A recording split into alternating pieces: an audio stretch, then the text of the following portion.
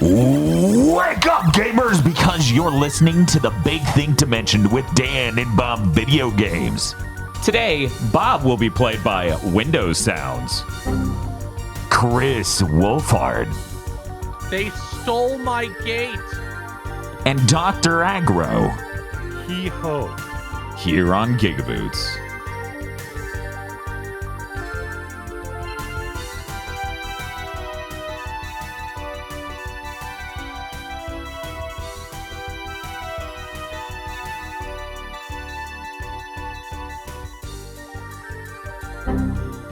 Good one, Bob. You were right to do it, Bob. I should have just even replaced your live cam with like Like an error just a image or missing something. image that's signed. Yeah. Hello, everyone. Welcome to Big Thick Dimension number 279. we played Fracture. How is Fracture? Before we get into that, Uh-huh. I feel like we're the only gaming podcast on the internet that both played Fracture and will tell you about it. Maybe, if you're lucky, you can find one that's the first one, but you sure as shit cannot find both. I feel like. Yeah, I don't think anyone else is playing Fracture in the year 2024. Or dredging that up Yeah. in the year 2024, right? How many people are like, let's talk about Fracture? I just remembered this game I rented in 2008. Yeah, definitely a lot of people. Fracture is the exact sort of genre of game we keep talking about, the cornerstone of 7th gen. It is a third-person shooter, but with an idea. And Yeah. the idea is unreal because the idea is, what if you could make the ground go up or down? Fracture is an entire third-person shooter based around making levels where making the ground go up or down slightly can solve every problem. And aggro, by the end, they go insane and go, Zelda light puzzle. Huh. So it becomes, those lasers trying to get through, but there's all this rubble in the way. If only someone could lower it slightly. And then raise this rubble that has a man. reflective side on it slightly. Which they don't even model that to look mirror-like or No, reflective. they It's don't. just another piece of rubble. Like, because I remember how this game was advertised. God, if you don't remember 7th gen, the future was wide open, and the cell processor meant we could do so many amazing things, kind of, technically, but not really in a game that was running. So we got the tech demo working, we got the game greenlit, and then we figured out we couldn't actually do that shit at scale. 7th gen, the only generation where the input latency is so high and the frame rate so low, you start to make the argument that it was either pre-rendered or offline rendered. Something we need to tell Aggro about. The plot to this game is insane. Had no idea. First off, published by LucasArts. Secondly, just a shooter about raising and lowering the ground. Yeah, right. What's going to be weird about that? Aggro, you should have been there. Yeah, strap in. So, global warming happens.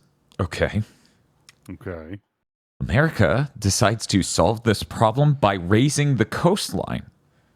All right. Seems reasonable. The Western states decide to solve it via genetic engineering, and we separate them from ourselves and basically ban genetic engineering. We cut off California and a shitload of those states from the rest of the U.S. and started a war with them. Okay. Sure. Fine. When you say solve the problem via genetic engineering, Oh, I would love to finish that thought, but they didn't. oh no. Allegedly, the genetic engineering made them more resilient to the changing climate. Seemingly, That's maybe. a really Or bad way to solve that problem. In fact, I would say that isn't solving it at all. Either they implied that, or Bob and I had to fill the blank in our brains with that conclusion. I'm like, are they just heat resilient or are they fish people?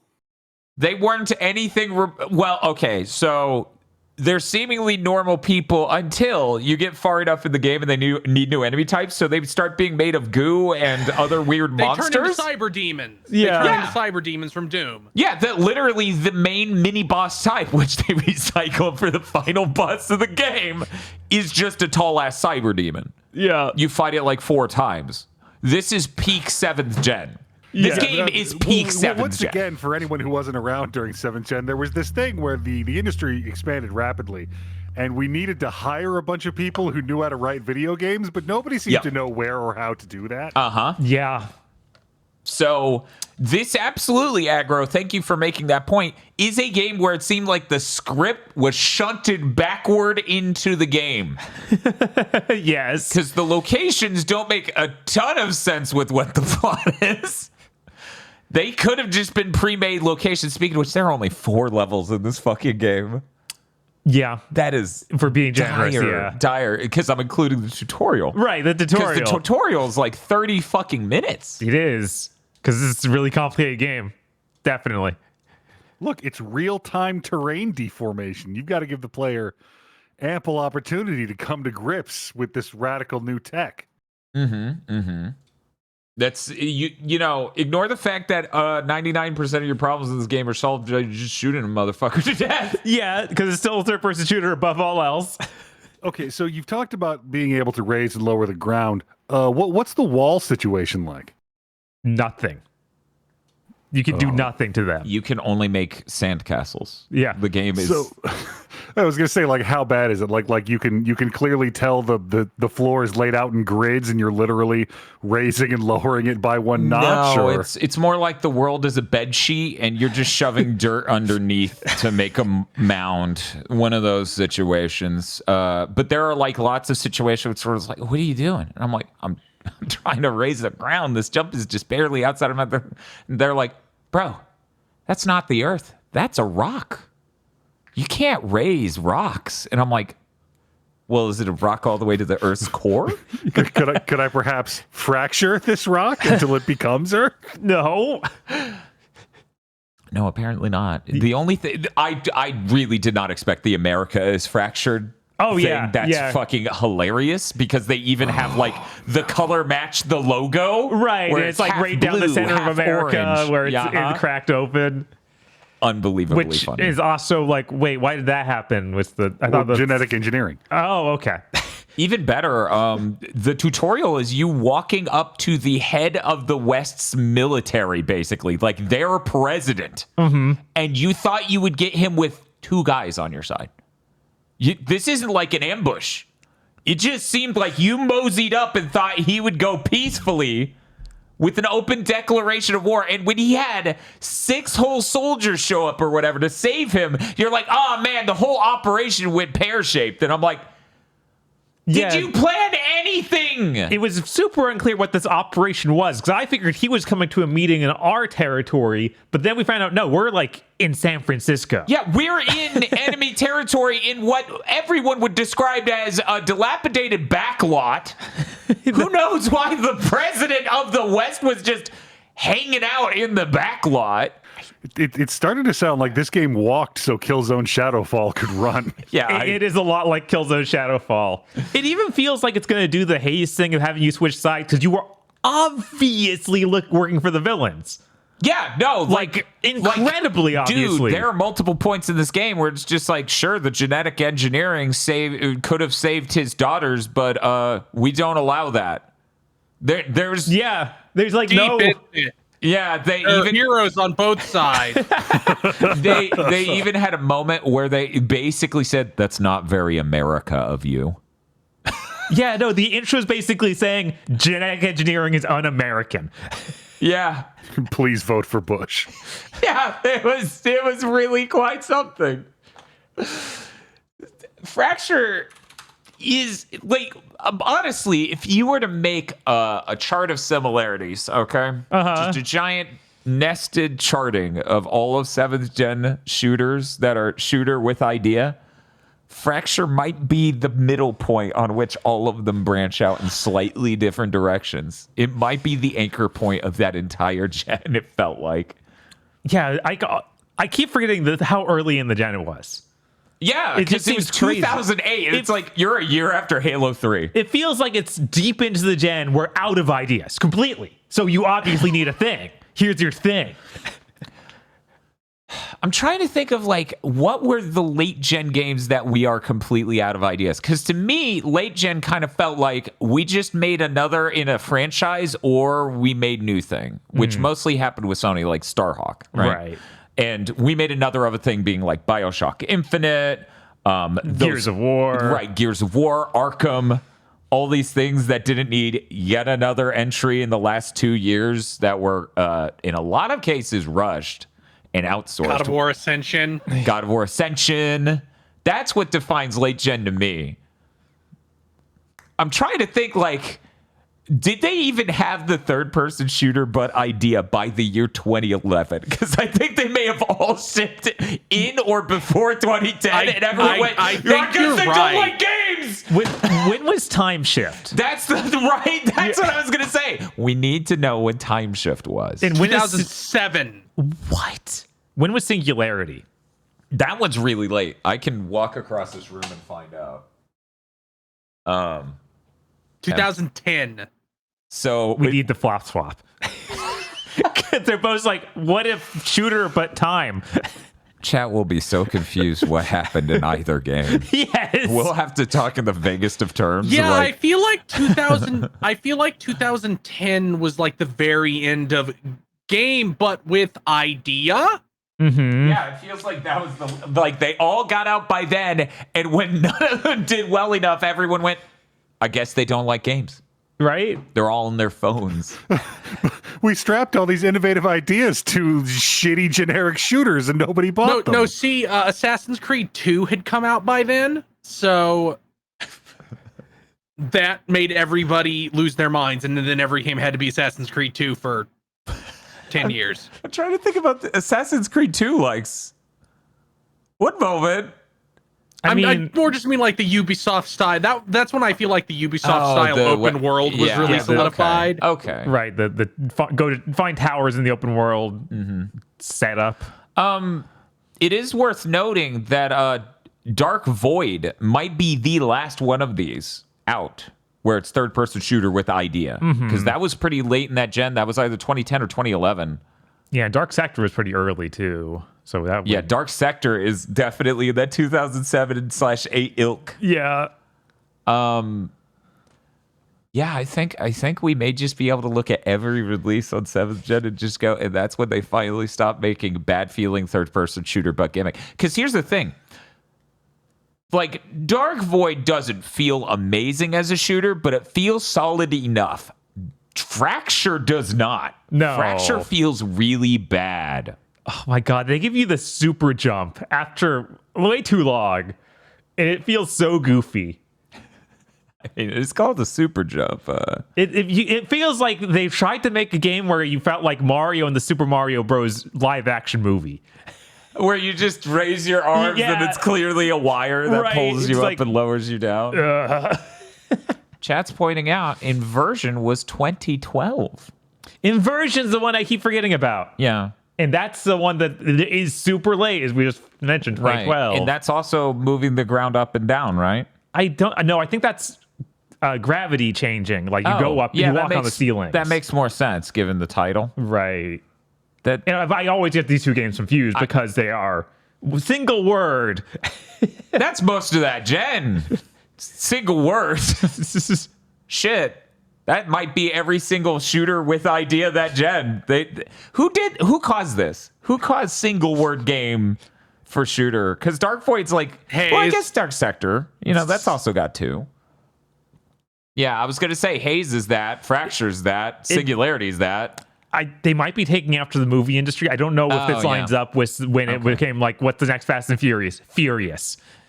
And that sort of trend. Where Actually, it's just called Fast and Furious. They took out the thes. There's one that's just Furious, though. Oh, I'm pretty sure. Is that out? I don't know. Okay, I was going to say. I could have sworn that they were about era appropriate. Right, I could have sworn there was something back then that was... No, the fourth one's just called Fast and Furious. They took out the thes. Yeah, then there's Fast 5. Yep. Okay. You can trust me on this. I've seen all of one Fast and the Furious film, and I'm like, so this is a remake of the first one. And the chick I'm dating at the time goes, no.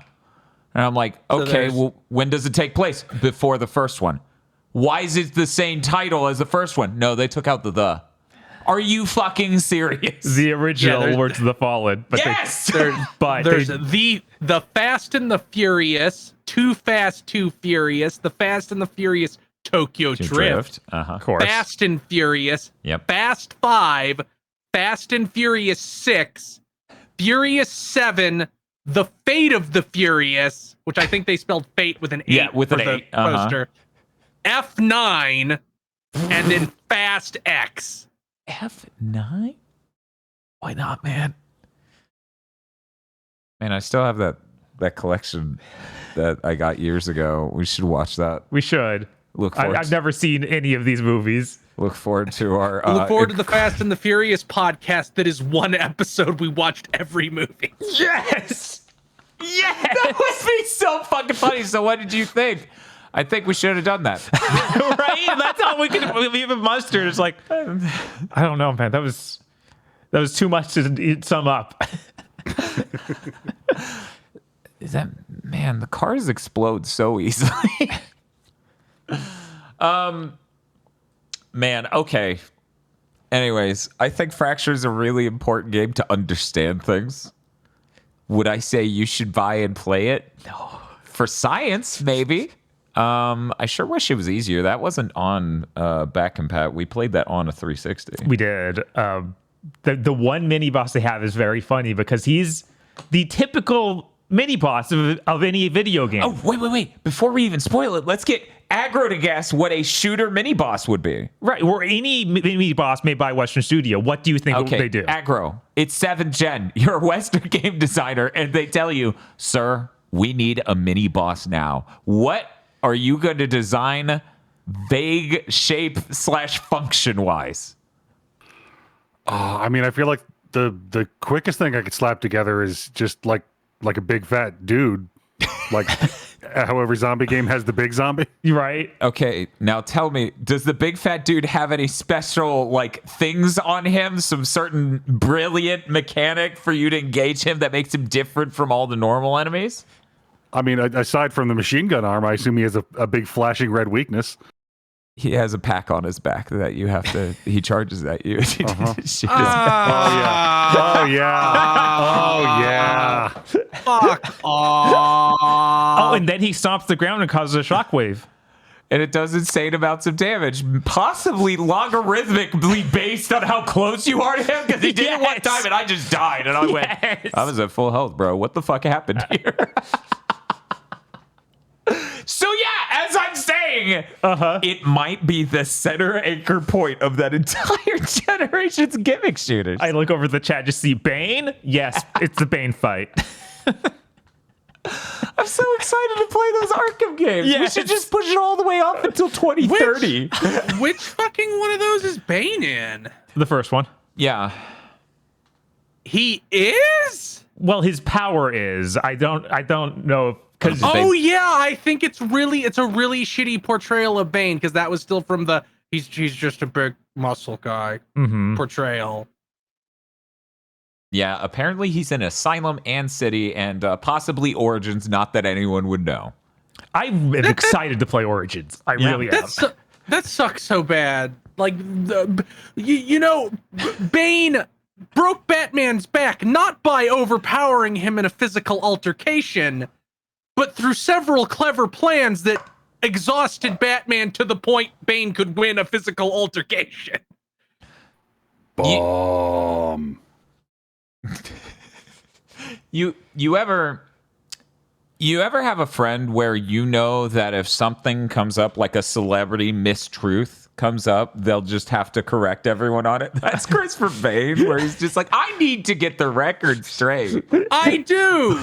Bane deserves more credit. He's right. I love it. Yeah, nobody's saying he's wrong. I know, it's so good. Oh man, okay.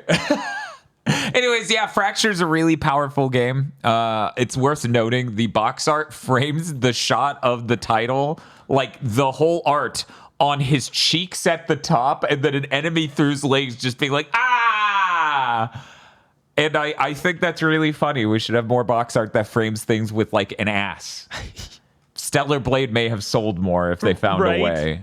Man, maybe have someone like tossing a quarter at it. And now I'm remembering the insanity that was, we have a person who seemingly has psychic powers, but they can't even stick with that. They have to be like, no. Okay.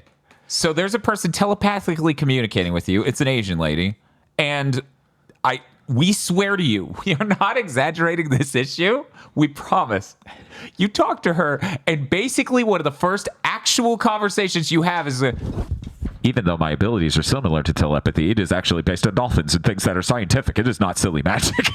And we're like, we just saved you from a prison camp. You were getting tortured, and the first thing you do is this? Please do not think my abilities are cringe. Yeah, it's so unconfident in itself that it has to do that immediately. It's like, oh no, this is real scientific work we're doing here, guys.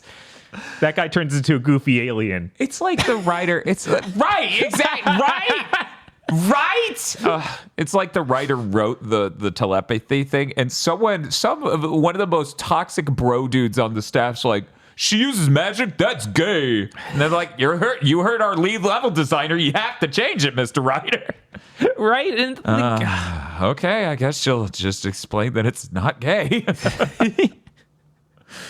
Like it's so weird. I want to be a fly on the wall of that studio as the writer wrote that. I hope it wasn't entirely a creation of his mind. I mean, I don't think it has anything to do with like somebody like market research in 7th gen was like, go ask the dumbest meathead down the office block what they think. That will determine the direction of all our projects at every level. Gee, I wonder why during 7th gen the gender split for video games was like 94 male, 6 female. And I wonder why it's equal now. You know, it might also help that like we can't like take a chart that's any genre but shooters and build a vast empire of connections outward. Because 7th gen was so fucking dire. Part of the reason I'll never forgive 7th gen is every genre I love fucking croaked, but just about every franchise too. Mm-hmm. So Castlevania included. God, could you imagine? We could have changed the tides of time if we just got that proper PS3 360 Castlevania game from Amiga. Yeah, if they let him actually finish that sure would have been cool. Imagine even one 7th gen video game with a pretty protagonist. Mm-hmm. I'm actually trying Lost to think Odyssey's of one. right there. Okay, I was like, there's got to be one, and I'm like struggling. Lost Odyssey's hideous though. Like even if the guy's kind of pretty, everything in that art style is hideous. I don't know. I think that game looks fine. It's kind of brown, but that's every single game in 7th gen. I mean, we have lightning in Final Fantasy 13. Yeah, but I think people. Girls don't count. Not for this. No, they don't. We got a full cast of people in 13. It's true. We got Saz. That's true. Snow's there. But Snow's not pretty. He's a douchebag. I know. Right, he's for the douchebags who wish they were playing a shooter. Everyone's on board. Also, lots of people are into fail boys. I don't. God, Snow's so fucking funny. He's like, look at my summon. It's 2 lesbians that are a motorcycle. Sounds like someone's jealous. And then Lightning's like, my summon is Bahamut, but it's a space motorcycle. And then Snow has to go to the cuck shed. Yep. And he's like, Tom Cruise, what are you doing in here? And then he spends the entire Mission Impossible 2 in there. We need to watch that again. Every time I think about how much of Mission Impossible 2 was him in a cuck shed with binocs on, is like, man, that's a movie. It does make me want to watch more John movies to see if that's a recurring theme that just everyone forgot to bring up the part where the protagonist spends like an hour at least in a cuck shed with binoculars. Yeah, I feel like that might be. What if Shiva what if they weren't lesbians? Maybe they were good friends. History okay. said.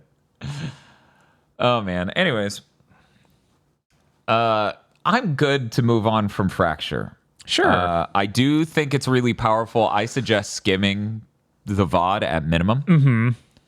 Yeah, there's a lot of funny stuff you'll see in there. Is Tom Cruise ever in a cuck shed in The Color of Money? Not literally, but maybe metaphorically. I don't remember the movie well enough. Yes, he is metaphorically in a cuck shed in that movie. Maybe it's a Tom Cruise thing. One moment. Maybe. Tom Cruise is like, when do I go to the cuck shed?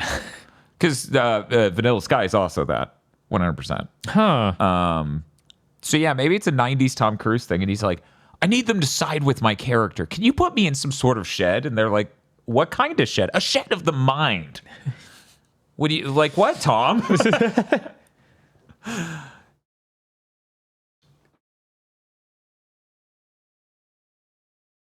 You guys like weird spoiler casts that appear out of nowhere and just happen in the middle of a big thing? Because Bob played Stellar Blade. Hey, Chris, we're ready to talk about Stellar Blade. You guys, I thought the end of that game was watching you do that because I just checked the VOD. Like, how long were they on these bosses? Uh-huh. I think it's funny that you spent the Crow Lady and then the Virgil version of her that is immediately after. It took us both about the same length of time, but swapped. Huh. Oh, really? I got through Crow Lady really fast, but Virgil version kept beating my shit in her second phase where it's like, you can't use your moves on me. I get out of that instantly now. Yeah, Bob, what, you tried that? You only did the Virgil fight twice, right? You got it on your second go. No, it was a bunch of times. It was like 4, so it was the final boss that was the That second was time. 3 or, second? Yeah, second or third time on the final boss, but yeah. Yeah, and I got the true ending because I did all the side quests, which gets you the true ending. That's neat. We didn't look it up. No, I might go do that on my own time, but Did you see the weird stamp where it shows the sidekick girl's face and a number counts up at any point? No, I don't think so. It shows her stamp and a UI element and there's a percentage next to her and it goes up almost like a friendship meter. Huh. We didn't see that on the results screen? Maybe I'm thinking I don't know if it's a result screen. Okay. It's not a result screen. It's like when you complete a side mission or read a document in the game world. Read an info file, it will increase. And if you get it high enough, at a point in your end game, she goes, hey, can we go check out this one area? And it's an entirely new level. Oh. And then after that level, the game progresses normally, but you get more stuff at the end. That's cool. So, Bob, did you have thoughts on Stellar Blade, at large, to discuss, the gameplay itself or boss design or the final boss gauntlet or I mean, any of that? I think it's really unfortunate. The best part of that game was the part we did in the first stream, which is kind of what I feared when we talked about going back to it. But because it was a bunch of those big open areas like Kirst was talking about weeks ago. And those aren't fun. I mean, for me... Yeah, it becomes near Automata for a little bit. For me, and I can't speak because I didn't play the controls, but admittedly, this exact style of action game is cancer to me. The first area is aesthetically really great. Yeah. And I don't even have a problem with the big open desert stuff. I have a problem with the actual levels from then on are just subway, sewer. It's not exciting until you start initiating the ending.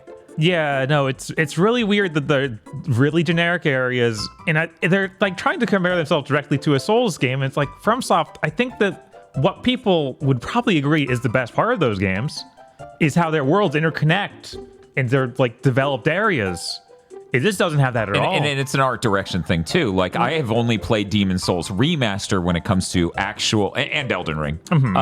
And Demon Souls Remaster, Demon Souls, they don't even interconnect the worlds necessarily. Right, but even each of those each of those worlds is highly interconnected to itself. Yeah, if it has a flow and it changes what is different at each level of that. The sewer is basically the sewer the whole fucking way. It's a subway and then it's a sewer. This is unexciting art design wise. This is unexciting in countless ways. Yeah, and there's like no motivation to go back to these areas either because they don't have anything extra to figure out. Like you just walk through them. It's weird. And that first area fooled me into thinking there was a lot more, but it's like, no, that's not actually anything. It's just something that looks like it's a little bit out of reach, but you'll never get there. And for me, something about exactly why I eventually came to the conclusion I will never try this game on my own. And that's why the spoiler cast is here, not potentially on its own video. It doesn't have leveling. No, It not doesn't in have the leveling traditional at sense. all. Right. Like, if I can go and get a MacGuffin to get stronger, right? Right. That's fine, but that doesn't change the fact I'm in a giant open world where enemies are jumping me all the fucking time, and fighting them feels like a waste of time, and the gameplay is so parry-oriented. No. Yeah, it's even worse if you're doing side quests, because like some side quests early on, it'll probably be like, you gained 3 skill points. Like I had my skill tree entirely maxed out when I beat it, like every single node.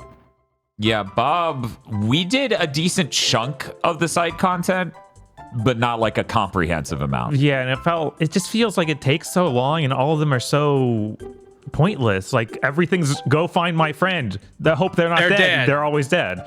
Yeah, Right, because it's near. Like this is Stellar Blade is dumb guy near Automata. It is. And I see people. Again, like I said, I'm sorry for you if Yoko Taro saying the hot girl sword game was cool tricked you into thinking he liked it on any level other than hot girl sword game. Right. It's not that. It's hot girl sword game. Sorry. You can jerk off about how intellectual Yoko Taro is all you want, but the dude still said, please collect all porn of 2B and send it to me, and then posted that zip file on his Twitter for everybody else.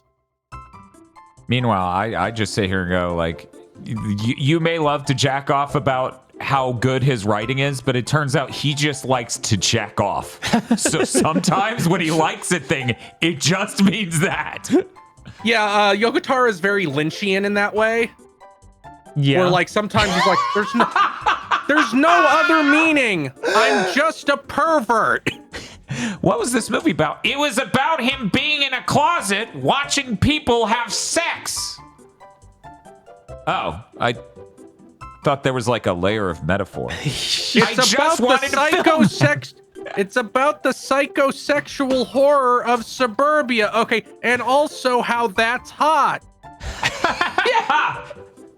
Why'd you make Fire walk with me? They wouldn't let me put tits on TV. And then that one actress wouldn't come back because she doesn't care about authenticity. That was really jarring. 20 minutes into Firewalk with me. I'm like, Bob, that's not the same lady at all. Are they pretending this is her best friend from the fucking series? Because I understood immediately that was supposed to be her, but that wasn't obviously not the actress. It was so much like I'm trying to think of a bad, like as large of a swing as humanly possible in other recasts I've ever fucking seen. Because that one was so severe, I'm like, they can't think they're getting away with that, right? It's okay, she looks young. And she's white.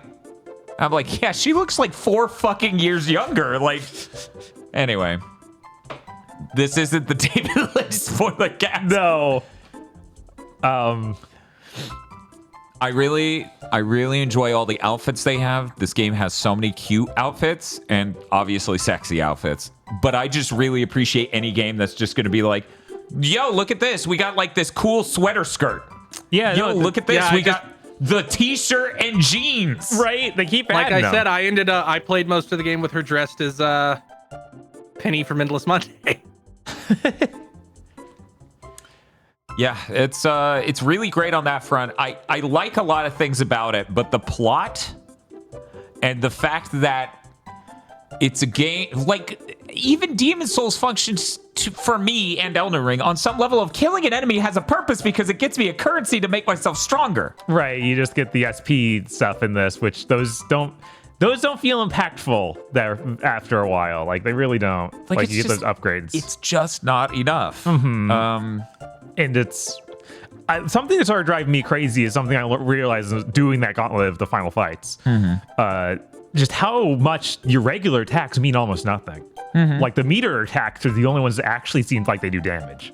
Everything else does such piddly damage. Your parries, like you have to parry like 20 times to do a special attack that hardly does any damage. Yeah, I really wish someone would go through and look at like how many times you had to parry in that Raven unidentified Natiba fight. All you need to see, there's like a counter of dots. 15 of them. Yeah, somebody counted.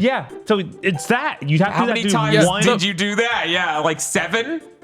Yeah, the really big problem with the later fights is that there's all these invisible damage gates for phasing that they don't tell you. Yep. So it feels like should be like you did 1 pixel of damage with your big super counter because it has to damage lock to go into the next phase. Yeah, that does happen a lot too. Yeah, they need to have actual that notated on the health bar. So otherwise you can't do that. It just feels terrible. And I see people, and I'm not like right now, yes, but during the stream as well, where it's just like the damage values were so much different for me, and I'm like, and that as a thing of being like, well, if Bob went and grinded more side content is an insane thing for me to contend with when you can't just level in this video game.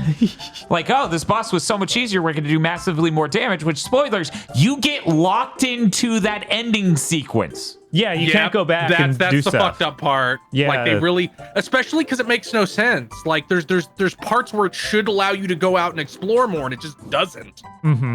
Like the city was attacked. It doesn't even look damaged, but you cannot go back there and do quests. You can't. So like, that's why I'm ultimately frustrated here. It's like you both made bosses that are really sensitive to what our damage sword is. Like notionally, it could do some decent per swing, but you didn't make leveling up fucking normal at all. Yeah, it just drives me crazy how inefficient ineffective everything felt. And like Chris was saying, you'd have so many health gates that it feel like you did nothing. Because you would blow your devil trigger or some sort of cool burst thing, and then it would be like, oh, it did less than 2 lines of pixels because they were right before the cutoff for them to, and for this boss specifically, teleport 30 to 50 feet away and just become invincible. Yeah. And the reason that one that I got stuck on drove me so crazy, it felt like I had a ton of those gates, and I every time I do that, I'd recharge its shield bar, which doesn't need a shield bar. That just needs something else. I need to blow power bars to get rid of, so I can actually do real damage. It's so many layers of like you tried to overcomplicate it in a way to make it more interesting. You just made it kind of boring. It becomes a different game for those last chunk of bosses. Like they're so unlike all previous bosses. Like, here's my big cinematic counter. You better shoot shit or you'll die instantly. You even have to pop with a tooltip to explain that. It's like, yeah, no, I wasn't gonna get that. So thank you. I don't think I ever, not once, survived her fucking judgment cut in that Virgil fight. The time I won, I just killed her before she used it. Huh. Because it went off once for you. She can go into it so fast. Yeah, I'm trying to remember because I kind of rinsed her. I felt like she was way easier. Maybe they patched to make her easier. Maybe they did. Maybe they did that. I slammed my face against her for like 2 hours. Because I was able to just bully her with the super moves. Like, yeah, but then in her second phase, you can't bully her anymore. She's like, no. It felt like I knee you and throw you out of it. Maybe they made her do that less often in a patch or something, but she did it. When I did it in that second half of her health bar, you could not use those moves on her. She did grab me out of it a few times, but her grab didn't really hurt. No, it didn't. In fact, it doesn't hurt. It literally doesn't hurt. Yeah, it does not hurt. But a lot of things that would do be like, okay, I'll just power through this with a thing, and then she hits me out of it and goes immediately into judgment cut and kills me. Jeez. Yeah, it's so weird that that's at the end of the game. Like you're saying, it's something completely different from the rest of the game. Like, I don't understand why it's there. And also, it feels just kind of incomplete because it goes from having real levels you go through to boss fight, cutscene, boss fight, cutscene.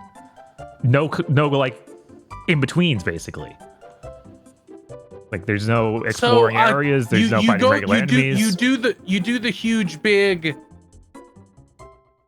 space elevator shit and destroy the alpha. Mm-hmm. Then you come back and there's the crow lady.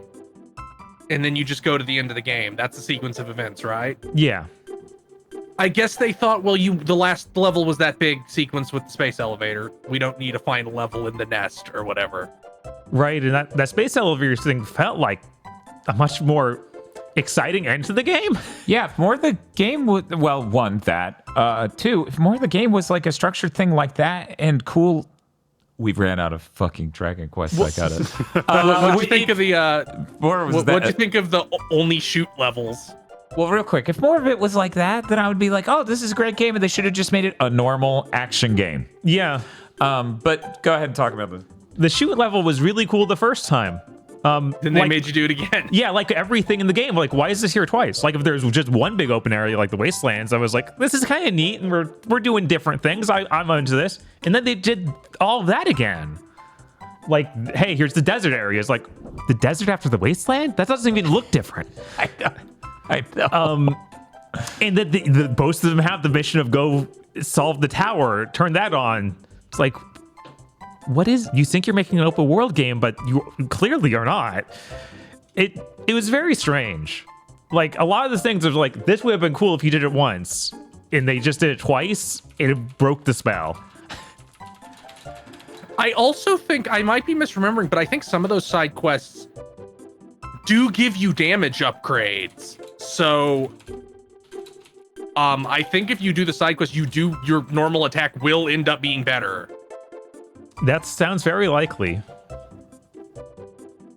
I think there's like you find broken weapon upgrades, and then there's a merchant that will like trade 3 of the broken ones for a real one. I did find one of the broken ones. I didn't know what to do with it. 1 or 2. Yeah. Yeah, like it's neat, but it does feel undercooked in some. It has a lot of things where it's like, oh, this is the okay, gotcha devs. Here's your real game.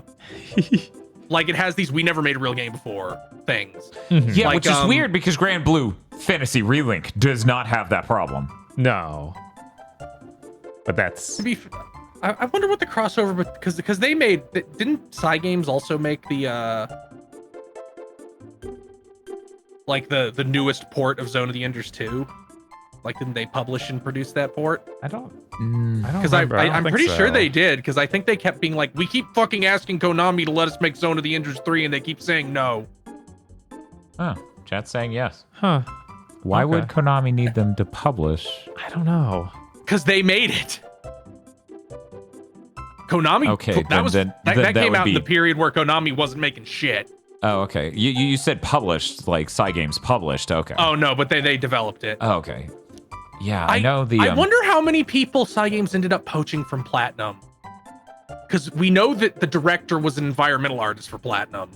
Right, we've gone over that a few times. Like, they probably grabbed a lot of people. It's in the same exact city and formed pretty rapidly. Yeah, I'm trying to think of anything else to say about Stellar Blade itself, though.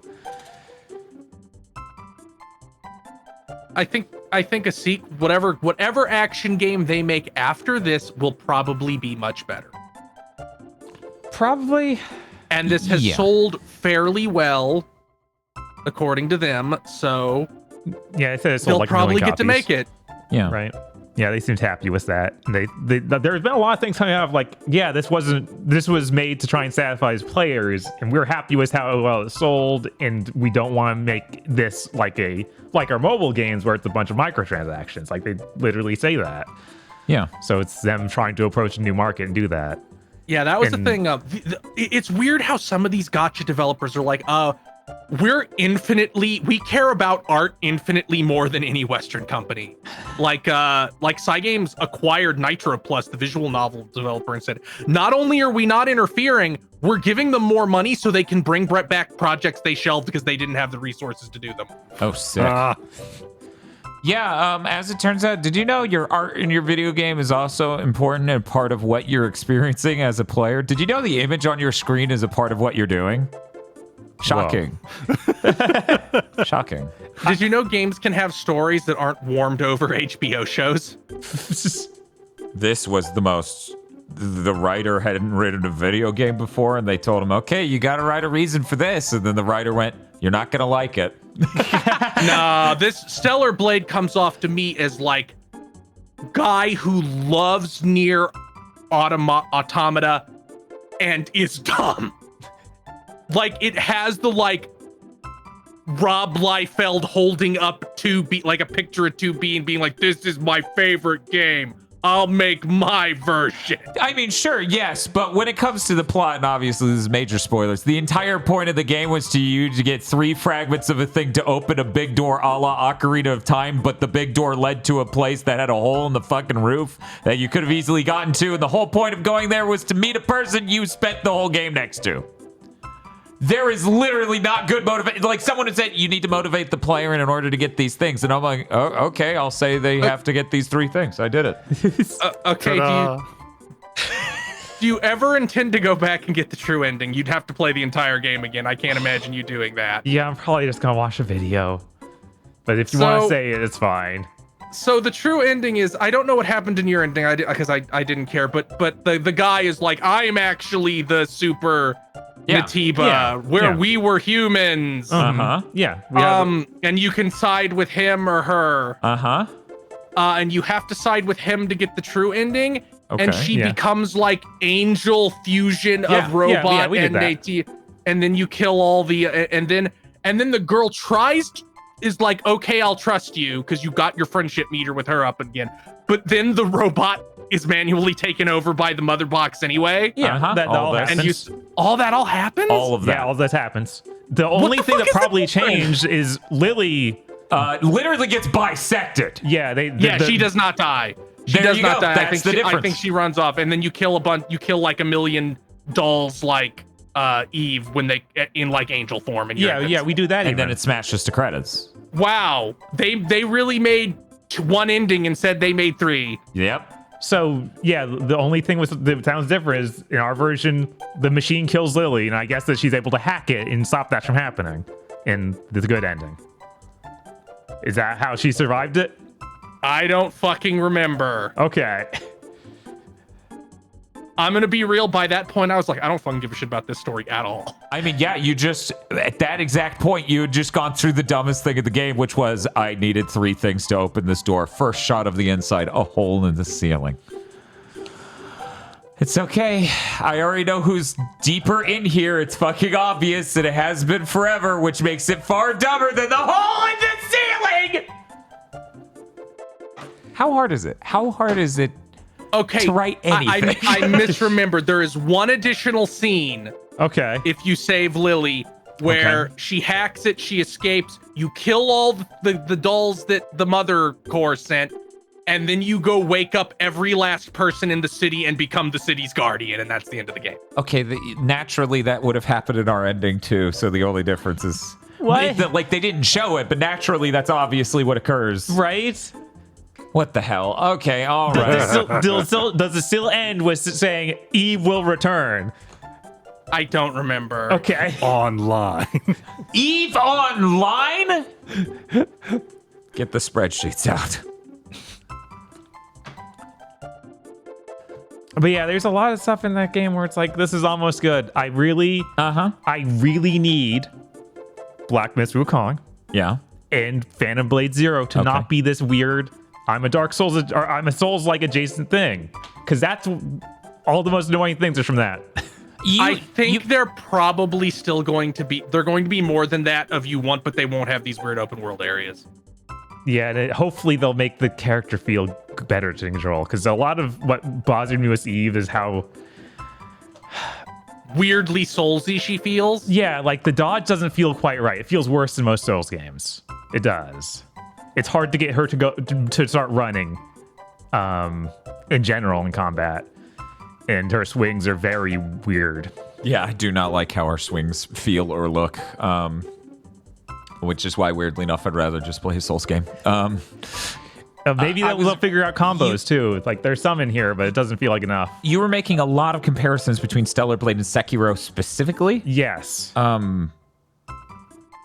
I don't know enough about Sekiro to know what those similarities are. Sekiro also has the ideas of, oh yeah, it's all about parrying. Okay. It has some attacks you need to dodge towards to cause like a special effect. Like in Stellar Blade, it has the blue light and you teleport behind them. In Sekiro, it's like, oh, he's gonna time it so he steps on top of their spear and pushes it down, and it'll do massive damage to their like stagger bar. Whereas this, it doesn't do that, but it gets you some bonus. But yeah, it's all those sorts of ideas. And the thing with Sekiro is enemies die way quicker. Enemies dies at least twice as fast. It feels like every enemy has too much health in this, which is kind of crazy.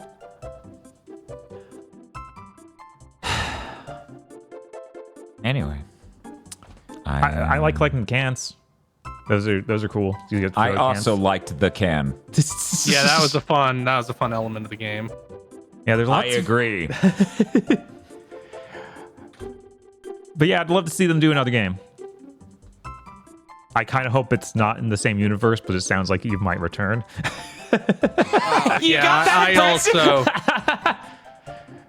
I also hope it is not that. I really hate the way Eve's sword looks, and I hate that they 2 times at the end of the game were like, she's gonna get a new one, and then she just didn't. And they even show the new one. I know, it's so upsetting. Like you fight her rival character, she takes her sword. Her sword's an awesome lightsaber. She leaves it with the rival character. Then you transform into angel being Eve, and she has a cool like one-edged angel blade, and then she only has that in the cutscene, and you don't have it in the gameplay. And then you do have it for when you devil trigger at the end of the gameplay. It's weird. It's not good. But that's it. Yeah, that's it. Chris, any last comments? No. Okay. There you go. Timestampers in comments. I hope you can timestamp that. I'm still very excited for Black Mist Wukong, and I'll try that when it comes out. It actually looked like he moves way smoother than Eve does. Yeah, it appears that way. I'm always paranoid. Yeah, because I mean, I did all the complaining about that, but all of that is kind of exactly what I expected from the very first gameplay trailer. I was like, this looks like it moves a little bit clunkier. This looks kind of Soulsian. Mm-hmm. And you could see that in the very first gameplay trailers, and no one got that. So when it came out and I saw these reactions, it's not like Bayonetta. It's like, no, it's not. Why'd you think it was?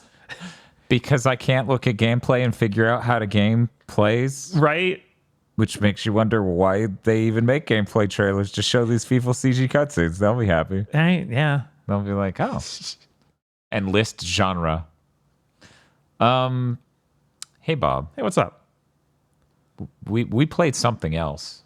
I think this is not worth playing the spoiler music. Probably not.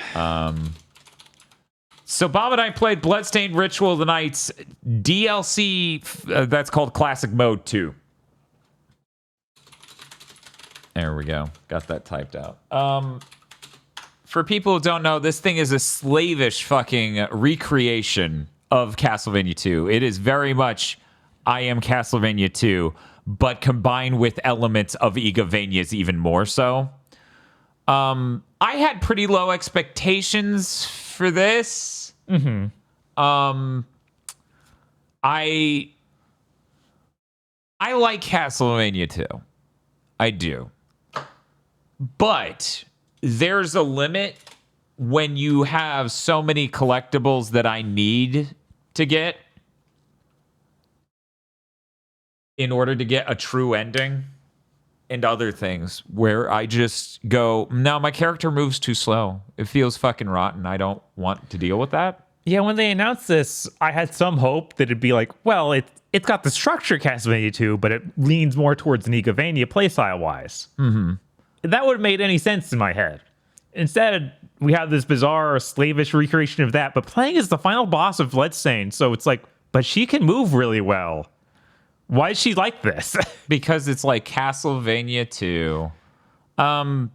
I don't really have a whole lot to say about this. I wish the soundtrack sounded better. I wish I had enjoyed it more. It was a mild disappointment. I'm not upset. But you got to keep in mind, I'm literally sold bound to Iga, so I gave him $10 and felt good because I gave him $10. This is a great DLC for people who want to give Koji Igarashi $10. It's an important thing to do sometimes, you know? I will fund that man to the ends of the earth if he could just keep making another fucking game, which is why I am opposed to all of this DLC, because it is not, in fact, another fucking game. Yeah, I really hope that he's like, we're not doing any fucking stretch goals. I hope he secured funding so it doesn't have to be crowdfunding. It's like, here's the fucking game. I'll go make the next one now. Yeah, they've been in active development for at least 2 years at this point on Bloodstained 2. Right, in that anniversary video, he did mention that things were coming along and all that. So it sounds like there won't be a crowdfunding thing. We'll just get a game. Bloodstained was in that batch of games that killed expansive stretch goals, that killed projects. It just managed to survive it. Yep. It's a good thing Ben Judd told people how to run a good Kickstarter. Yeah, where's he now? Like under some cardboard box somewhere? He's in a dark room in Dangan Entertainment that says not Ben Judd on the door, so they can say, don't worry, the pest who said the N-word a bunch is gone, we promise. Isn't he doing like YouTube videos about how we need to change localization to culturalization and completely delete Japanese influence from every project? I did not know I sent that your way, or that it eventually ended up at you, because I had that conversation with a mutual friend of ours. God. Yeah, that video's not as old as you would think it was. It's only like 3 years old or something, but he's literally like, translating games isn't just about... That's post-canceling, right? I don't know. I think that happened 2 years ago instead of 3 or 4. I'm pretty sure this is a COVID era video, but you know, likely in all likelihood, I believe it's post. Yeah, it was like it's all been a blur since COVID, but I think that lines up as being also, after. Unlike a lot of people with comprehensive knowledge of Mighty Number 9 and a strong disappointment in it, I don't obsess over weird individuals to make into my own personal demons with the project. So I don't have the Ben Judd timeline etched into my very soul like some do. It helps to know to like understand reality and know what person is responsible for what things. That tends to help you not go off on weird tangents. Yeah, it does. I remember when we did our development timeline and people were like, why aren't you talking about the community manager? I'm like, because they didn't make the game. Yeah, but you know, but they banned me from a forum. They banned me from a forum, and they're a woman I'm angry at. So anyway, yeah, so I didn't, I don't know what the Ben Judd thing. But yeah, that video is literally like some YouTube channel that's supposed to be about interviewing devs about like various topics, right, of game development. And in it, they talked to Ben Judd about localization. He's, he basically goes as far as to say, in Japan, they make a lot of games with neon-colored hair and eccentric character designs and stuff. That doesn't really trend well in the States, Localization's more about making things really translate, like, culturally over to America. It's not just about adapting the language. And I'm like, what year is it? Well, I mean, I believe that he would be the guy who wrote the Jelly Donut lines into Phoenix Wright. He would. Yes. Oh, my God. So anyway, why would his perspective ever change? I don't know. Well, there's this thing called growing up and maturing as a person. Well, you see, I need to be more important. I need to feel more important, so I need to do more, so I feel more important. It's such a weird almost take, like go all the way, man. Start talking about the purity of our blood. Like, what is this weird edge of the cliff shit that you're living on? I'm just curious, Aggro, are you aware Ben Judd's a ginger? Because like the fucking energy you brought into that other episode of making that joke about us gingers are just superior or whatever the fuck you said as a joke, just killing me even more so now because of this. Yeah, why doesn't Ben Judd just say what he's thinking? You're right, Aggro. Ugh. Anyway. Yeah, this DLC's bad.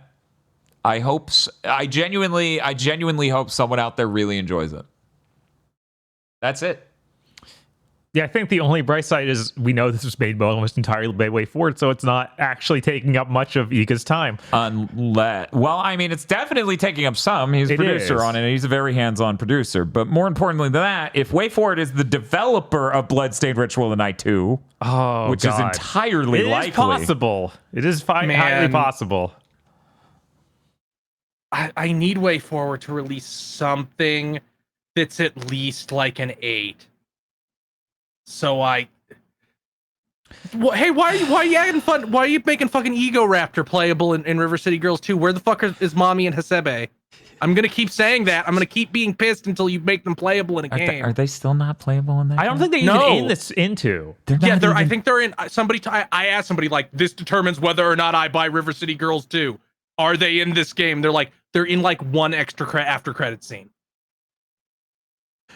All right. I didn't like the Contra very much they just made. I haven't checked out Yars Rising. They made that? Yeah, they made that Contra game. This is why I'm really on my kick of I wish I could stop being depressed about games made by WayForward. I wish we could get a solid win. Yeah, I think Yars Rising is the only one with some hope right now. Cool. They made that noble women slapping each other Switch game, I think. Isn't that They just co-developed on it? Yeah, I was like, is it a remake of an old thing?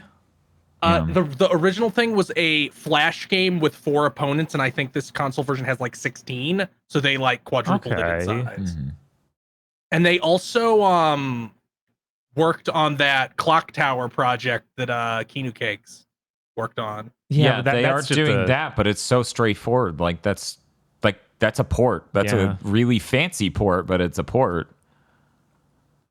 That new Shantae, the Game Boy Advance game, might be good. But I won't know until next year, because this year it's cartridge only from limited run games. So you can see why there aren't positive vibes coming out of it for me. Like, I don't like the notion of having to fund limited run games war chest in order to play a fucking WayForward game that might be good. Yeah, looking at the list of their games. The last thing I really loved from them was 2016 with Half Genie Hero. It's so weird. They were like, we future-proofed these assets. They look fine at 4K, and then they made 7 Sirens for Apple, and haven't touched Shantae since, except this weird Game Boy Advance thing, which isn't particularly exciting. Yeah, I really want to do a Shantae month. I really want to play every Shantae game because I want to know. Like, that genre, that franchise has always been something I've been interested in, but never taken the dive on. Right. I want the new Shantae to be good, the new old Shantae. Yeah. I wonder if they have the composer. Vert? Yeah, Vert. They fucking better. It would be really fucking strange if they didn't. I mean, that's the biggest problem. One of the biggest problems with 7 Sirens, they don't. Yeah, it would just be even weirder in this case because it's supposed to have come out on the Game Boy Advance, so it'd be even weirder to be like, and then we didn't get the guy who composed the Game Boy Color one. Ugh. Anyway. He is not listed on Wikipedia for this yet. I haven't heard any music from this, I don't think. He's only listed on Mina the Hollower. Oh, thank God. Yeah. At least that's getting that. Yeah. Getting him. But I mean, that might be He a was thing. also like, on Shovel Knight Dig. He was. So he's on Yacht Club stuff. Yeah, he's on Yacht Club stuff. And I'm worried that he's just never going to go back to WayForward now. Yeah, the last WayForward thing he worked on was Half Genie Hero. Yeah, he's probably like, you have to pay me a real rate now? And they're like, oh God, no.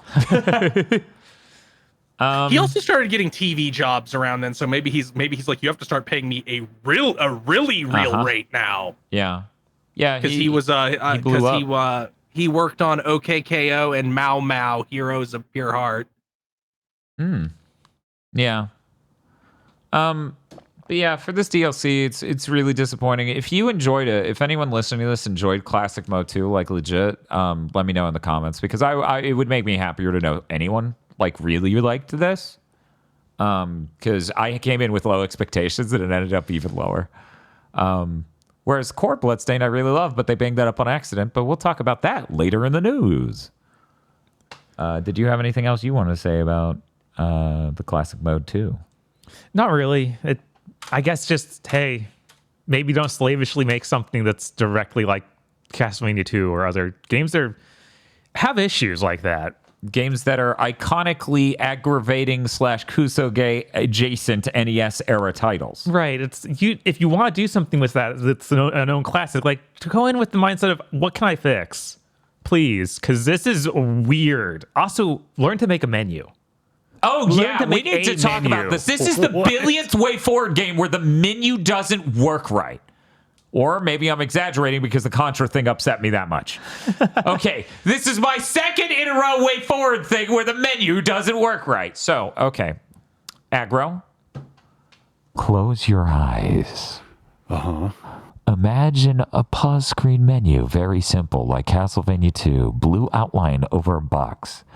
The box is segmented into 3 smaller boxes with said blue line, and in each of them is our items, okay? Uh-huh. Now you're on the top one.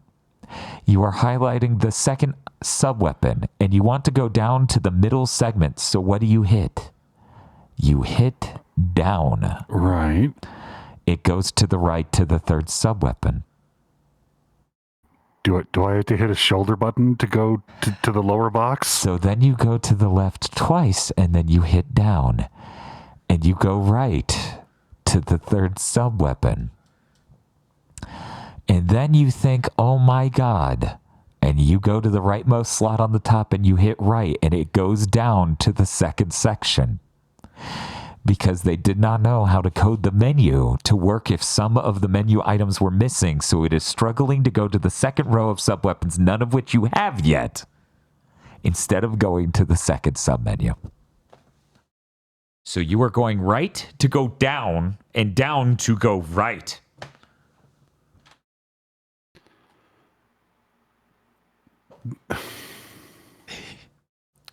It's not just that we've been making video games for half a fucking century now. Uh-huh. It's that there are entire disciplines, fields of study.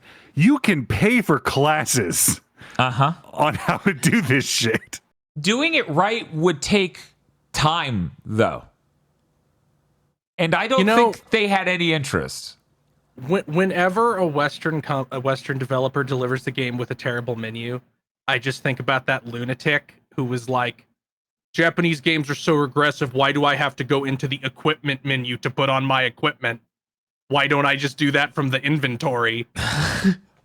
I did not know of this person. Oh yeah, that was a hell of a take. Yeah, that was when Elden Ring came out. It was a Ubisoft person, I think.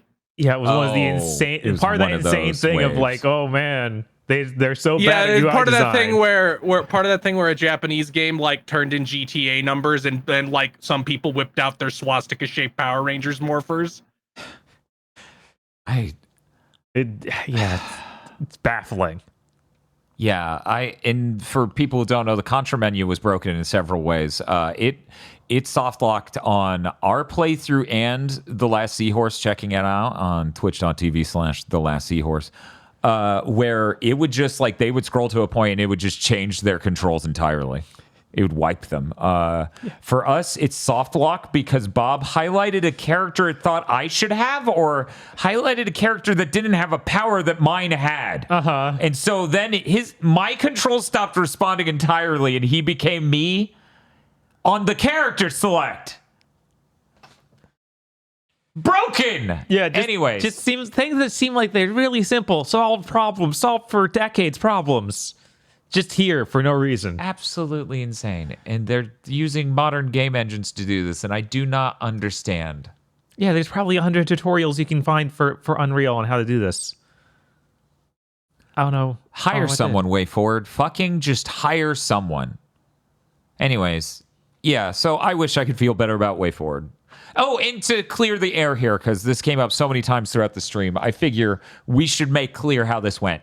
Inti Creates did not make Bloodstained Ritual Tonight. They were on developing it until that first demo was done, and then they were removed. And it seems like WayForward has been developing that game possibly ever since as a shadow studio, but at bare minimum during the DLC and later. Mm-hmm. So Yeah, that's why Curse of the Moon exists. It was like, here's... And why they got to make the sequel, even it's like, we're sorry we had to throw you off explicitly because you weren't good enough. Yeah, that's literally and sadly, what happened. honestly, like, my opinion on Inti kind of 180'd after Blaster Master 03. I thought that whole series of games was pretty well executed. Mm-hmm. And they kept their worst instincts under control most of the time. Yeah, I imagine the problem with them doing Bloodstained is they cannot make 3D games. Like, they just can't. Yeah, that's 100%. almost certainly it. Yeah. Mm-hmm. Yeah, so, yeah, that's it. I'm done talking about it. I love Bloodstained, but because of what we're going to talk about in news, I'm going to wait a little while before going back. Hey, Bob! Hey, what's up? Have you been playing anything else? I meant to sneak in one more demo. Oh, yeah. Oh, just one more demo. Bob put on the Steve Apple fucking turtleneck. There's just one more demo, and everyone just erupts into applause. Which, again, Steam Netflix demos did not go away. So any game I've talked about over the last few weeks, almost all of them are still up for demos. Cool. Lots of great games. This week I tried out Aero GPX, and Aero is spelled AERO.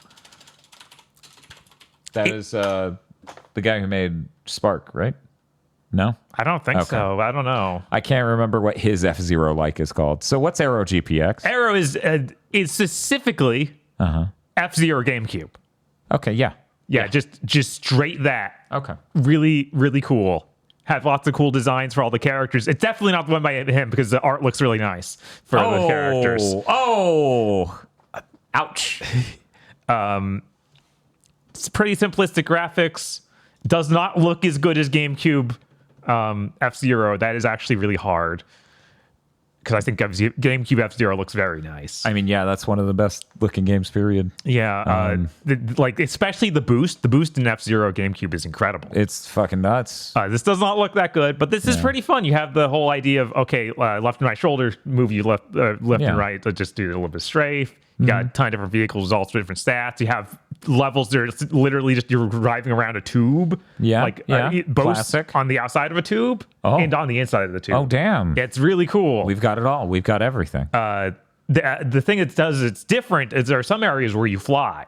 Like literally, the track goes away and there's air currents in the air and booster pads in the air that you fly through. Yeah, I saw videos of this. Yeah. And some of the carts are literally made to look like planes. And it's like, they have way higher flying stat and you have more control in there. That's dope. So they took Mario Kart 8's shtick and applied it to F-Zero. That's great. They did. That's really smart.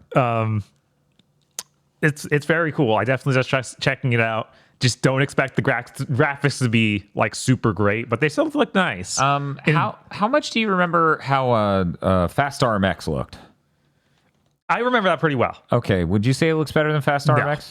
Fast RMX looks very nice. It looks immaculate. If there's one thing that dev does, it's like make amazing graphics on the Switch and other things. This is going for a more shell shaded look, so it has a different angle. Like that's going for the high realism thing. This is a lot more cartoony looking. Okay, which it works. And it has a really good soundtrack. It's that's important. Trying to be F-Zero, so that's super important. People have informed me the name of the Lake Feppard one, that is the creator of Sparkly Electro Jester 1 through 3, is XF Extreme Formula. So you could see why, F-Zero, XF, Aero GPX. Yeah, these are all just one step off. Yeah, they changed just enough. Okay. It also has the idea of, other than just your boosting side to side, there's the attacking side to side. Like good.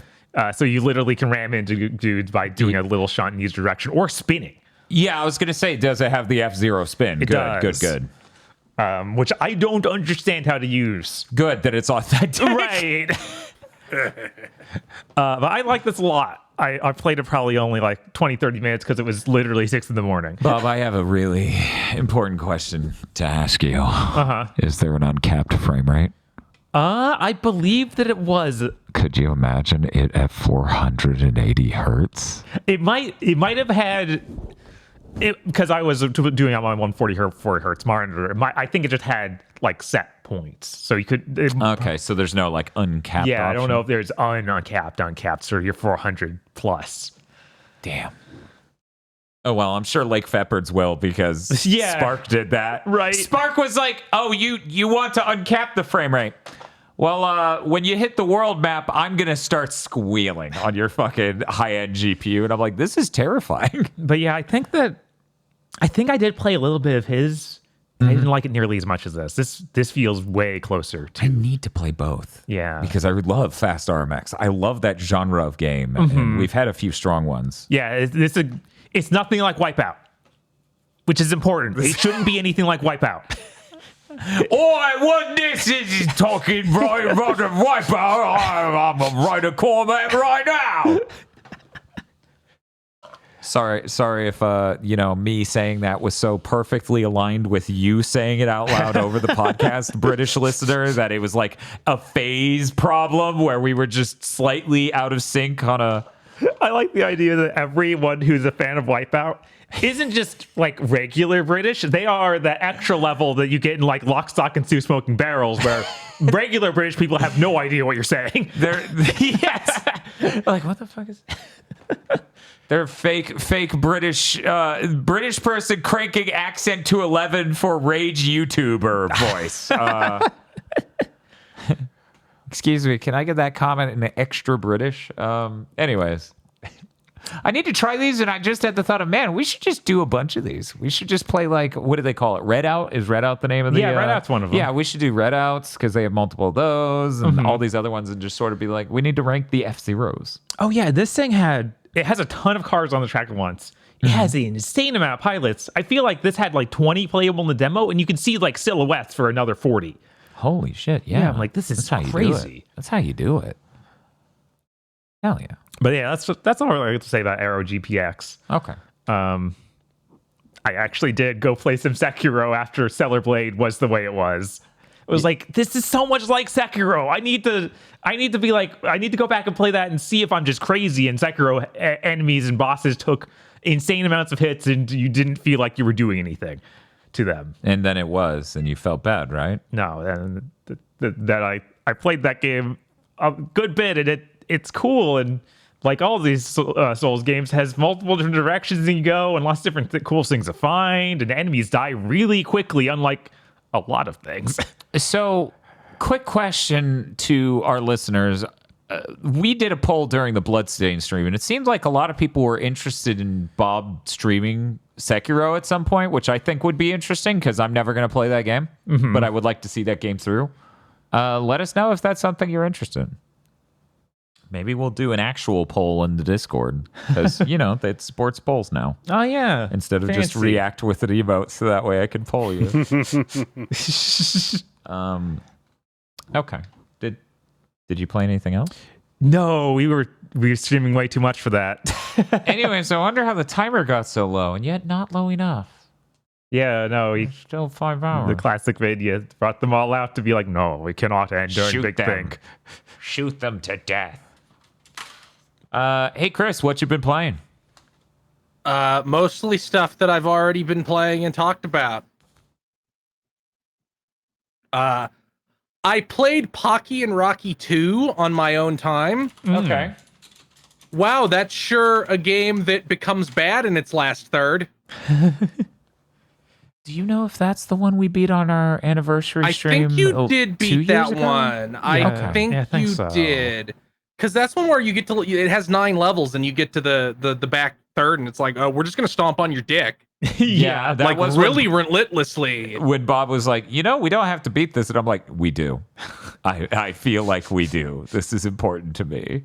Honestly, you could make that game a lot better and more manageable if, hey, the L button isn't used for anything. And if this is a fucking options thing that wasn't on by default, it still doesn't count. Fuck you, it should be default. Bob, we forgot to talk about yet another way that fucking Bloodstained thing is insane. I'll wait for him to finish talking, though. Why can't I hold L to strafe? Yeah, that's not in the Pocky Rocky games. It really should be. Uh-huh. That was one of the... I don't think they even put that in the newest one. I was like, are you crazy? No, I'm pretty sure you complained that they didn't put that in the it was like remaster or whatever. Remade. Yeah, because It's a totally new game. Yeah, it's a brand new one. Oh, okay. and it's more inspired by the arcade version, so it's like relentlessly difficult also. Mm-hmm. Yeah, I could have sworn you complained that they didn't even put it in that version. Yeah, that sounds right. That's real dumb. Yeah. It's like, you can't make like a Smash TV type game and not let me fucking strafe.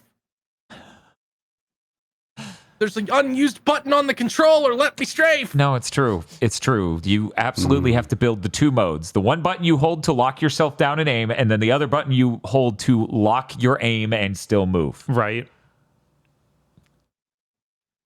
I beat Sonic the Hedgehog on Master System yesterday on a impromptu stream where I was sorting out some technical things on stream. Nice. That game is fascinating and fine for a Master System game. I think there are a couple parts where I'm like, why did you do this? First of all, that game moves you're going at like 5 frames a second underwater. Oof. The physics change, so you move like molasses. Does that Like, one have minecarts? Or is that only 2? That is 2. Okay. 1 kind of doesn't have shit. Like, it's just a completely straightforward platforming game. Like, it doesn't even really have momentum.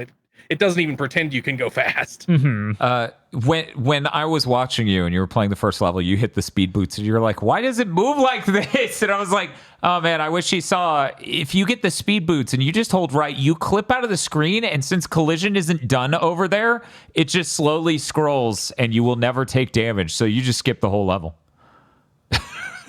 It's fucking brilliant. I've never seen any other game do that, where it's like, oh, he's like a foot off screen. We don't know what's hitting him. I guess it's nothing ever. That is funny. You can kind of do that in 6 golden coins in one level. Oh, yeah. Dun, dun, dun, dun, dun, dun, I guess I should announce my stream, because now's a good time for that. Yeah. So starting on Saturday, I'm gonna ruin all my numbers and my audience by becoming a retro RPG streamer. So I'm going to stream the first Wild Arms game on PS5 backwards compatibility. Yeah, Nice. So this will begin me attempting to stream at least a little bit more smaller streams more often than big huge streams occasionally. What's that like? I have no idea. And I've only beaten that game once, because after that I usually played the PS2 remake that is actually a mostly different game. Weird? Huh. Yeah, Wild Arms Alter Code F, which is a full 3D. You have 3 additional party members. I thought that was just a brand new game. I had no idea it was a weird remake. No, that is a remake of 1. Huh. I played one other thing, or rather dozens and dozens of other things. Did you know that YouTube has games now? I did. I play them when I can't sleep. What?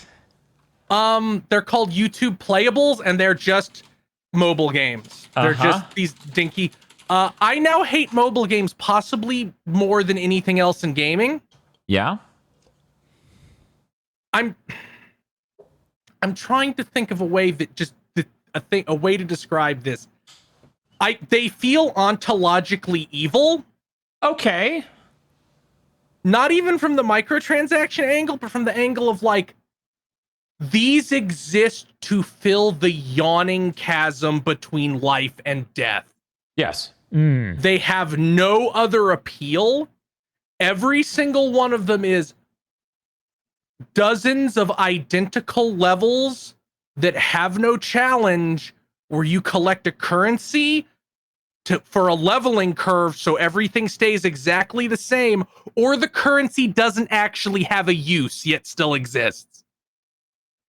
So yeah, if you go to YouTube and you scroll down far enough, it just brings up a bunch of vertically oriented banners under YouTube Playables. You click that and it just instantly boots a very You also play them on simplistic browser. game. Oh, really? Yes, I didn't even know about that. But there's not a single one of these. Like, they're there so your brain doesn't shut down from a lack of stimulus. Like, these are what they'd pump into, like, a sensory deprivation chamber so you didn't accidentally die in it. So here's the one I've played multiple times. Can I get the name again? You kind of like don't have a title screen even. Stack Bounce. So in Stack Bounce, let's see how well that's going to show up on camera. There's a spinning tower you see. Okay. And when I push the screen, I bounce down hard and it breaks through the red parts, but the black parts hurt me and I'll have to start at the top again if I fail. Oh, and I just did. Yeah, it's like Chris said, like each stage is just more. Yeah, it's just more. It's just more. Oh my god. It's just more. It's just more.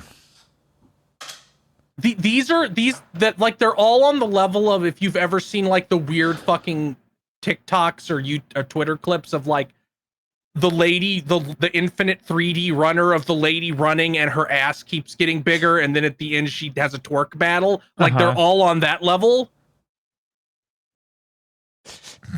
I did not know about this. Yeah, no, that's a Twitter ad that I've seen a few times. It's like, I was always like, these aren't real games, right? Like there's no actual game like this, and like there is, and they're on YouTube playables. But most of the games you see on Twitter are like they have the community notes of the game is nothing like this. Yeah, this is completely fake. I love that. I love the community notes just being like, this doesn't exist at all. They are completely making this one up. Cool. I'm glad you both played no games and dozens of games. I really did just. There was this point where whenever I had nothing to do, so I'm like, okay, I'll play this for 10 minutes. I really did close each one with a sense of disgust. It's like you made a Skinner box. You made the most cynic. You made something that feels like the science behind this should not be allowed to be studied. It should be illegal. And I wonder how much the studies behind these kind of games are ruining real games. It's like, well, here's exactly how to microdose them on dopamine and never let them actually be happy playing your game. Keep tricking them into thinking they will someday be happy if they stay on the leveling and gear treadmill, but never let them actually reach that level of satisfaction. Oof. Ugh. Hey, Destiny. Right? Like, that's not a hypothetical. We went through that entire arc. Yeah. And then people are like, why don't they like new video game? That is the live service multiplayer game. And Immortals of Avium. And Gotham Knights. And Horizon a little bit. Oh yeah, most every open world game with a bunch of shit to do has got that in it. That's all I played, though. Hey, Aggro, what you been playing? Hey, before that, did you want to finish off the... Okay, so in Bloodstained, you know how I talked about one menu? We need to talk about another. So there's a way in this minigame, in this DLC campaign, you have a few different abilities. You can jump, you can attack, you can use sub-weapons, you move. And they set sub-weapons to triangle, and I'm like, I'm not a rube. Set it to R1. That's so much easier than focusing on a third face button. And video games should have been doing this since the SNES era. In fact, some did. You go to the customized control screen, and like I just told you, there are that many different functions. You can only change jump and whip. They do not let you remap sub-weapon for some fucking reason. For some fucking reason, I'm like, good job. Your accessibility features are like if you built a weird wheelchair ramp halfway upstairs. Anyway, Aggro, what you been playing? The only thing I played a significant amount of is SMT5 Vengeance. Ooh. I am now a few bosses into that game. It whips a tremendous amount of ass. It does. It took a bit to get used to the fact that unlike a lot of other JRPG style games where you're in a boss fight and it's tense down to the very last minute as your resources are dwindling and am I going to make it? I think I'm going to make it. No, in SMT5 you win or you get fucked. Right. Yes. You basically you light yourself on fire, and either you hugging the other guy kills them instantly or you are dead. I'm like, if this thing gets 2 turns in this fight, I'm gonna die. So I have to kill it before then. Yeah, SMT that's how it goes. yes. It's like, I hope I put them to sleep right before their turn for the 4th time in a row, or they're gonna instantly delete all my bones. Yeah, the balance of SMT5 combat really has been, even since the original version, it's so over, we're so bad of RPGs. So I take it you figured out how important like the raising defense or lowering defense, raising offense abilities are. Once again, you light yourself on fire. I have seen that they are potent. I have not run into the wall yet where I needed to pay a super amount of attention to them. Okay, they are. I've been using them because, every now and then I'll have a turn where I'm like, well, you can't hit a weakness, do this. I keep them around. I ain't stupid. I ran into a boss that just completely rinsed me in like 2 turns, and I was like, oh shit, I did no damage to this woman. What the hell? So I went and I finished like everything else in the area. I did a little mindless grinding while listening to a podcast. I went back and that's when I found out I was only supposed to get her down to half health. Oh, yeah. Which I did in 1 round. Good. That's deranged. Oh, it's delicious. Every time I level up and the game lets me manually pump 1 more point into strength, it feels real good. Uh-huh. Especially when it's got some fucking awesome music to do it to. Aramasa might be the smartest JRPG attack animation I've ever seen in my life. It's so where good. you just leap forward and omni-slash something, then all the damage numbers come up. So I get to pay attention to both of those instances with 100% focus. Yep. They separated the moment, the feeling, into both left and right hemispheres of your brain data to feed it you one at a time. I also finally got to meet Jack Frost, which was weird. It was like meeting a celebrity. He just Yeah. showed up. I'm like, oh shit, it's him. Oh. Dope. He's like, if you need any healing, like, come to me, ho. And I'm like, I've been playing this game for 20 hours, and that sounds like a trap. But he's the mascot character. He'd never do anything wrong. I expected him to literally pull out a knife and shiv me. Yeah. I did a quest for some random NPC demon out in the world. He's like, hey, I lost 3 things. I'll mark it on your map. Please go get me my 3 things. I'm like, this is a weirdly pedestrian thing for how weird and focused this game has been. That's kind of open world schlocky, but okay. So I go to the 3 points on the map and I get his 3 things. And I'm like, here's your stuff, dude. And he's like, thank you for bringing my shit back. I'm going to kill you now. Yeah. It's so good. And then he did, because though I had enough fire to mount a proper offense, the Nahobino was currently weak to dark, and he one-shot me. Oh, it's never let them be weak to light or dark. Not ever. Yeah, That is when I learned that. Yep. I was like, oh no, he killed my main character. Oh no, I'm the only important one. Oh shit. Which route did you pick, Aggro? Vengeance. I took the girl's hand. Okay. Is she not in the original game? Not at all. Because she's like the best part of this game.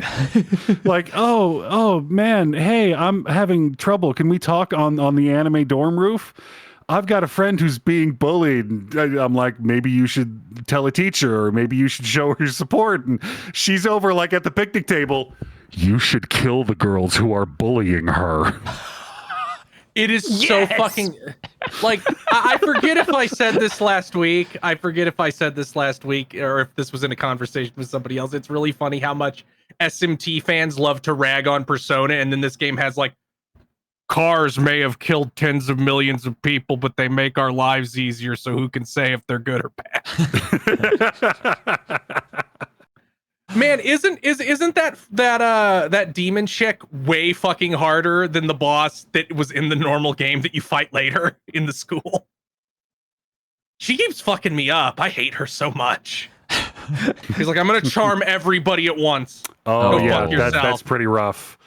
Like I Luckily, she's weak to physical, so you just physically beat her yeah, to death. that's super fun. Okay, everybody's gonna crit, and we're just gonna roll this bitch. Let's go. Especially since I'm building physical Nahobina, so I'm like, I have 40 strength. Mm-hmm. Die. God, they're like, when I'm going through the game, like, okay, nothing has been weak to strength, but nothing's been strong to strength. So that's probably a good idea. And then I get to my first lady boss, and she's like, "Oh hi, I'm the first thing that's weak to strength." I'm like, "Oh hi, how's it going? Building RPG characters is fun." Yeah, it is, or at least it better be. It took me a long time to get over. No matter how many NPCs yelled at me, "Do not get attached to demons. They are all fodder for fusion." Like, no, but the Ludo narrative I've been building of the quest we've been going on with all of my demon friends. But Undyne's my buddy. No. They're a Juicero packet. Right? Put them in the machine. I've got a demon in my party right now who I feel a little bad for referring to as Mabufu, because I just keep fusing things and keeping the hit everything with ice move, and that's why they're still in the party. Like, I just need something to be at an adequate level and hit everything with ice. That is your job. That's an important fucking role. It is.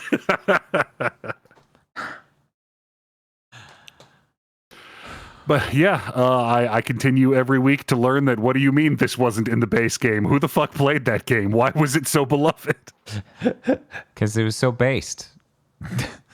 It's fucking basic. Oh no! I thought it was based, but it was basic. Ha I need to get. I'm excited. Next week we're going to start playing Like a Dragon Infinite Wealth. Got to get that out of the way in order to play SMT5 Vengeance. Like every next week ever. But this time, it's real. Which is why I'm going to need chat to make their peace with the timer now before it passes. But yeah, that's all I've been playing. Hee-ho.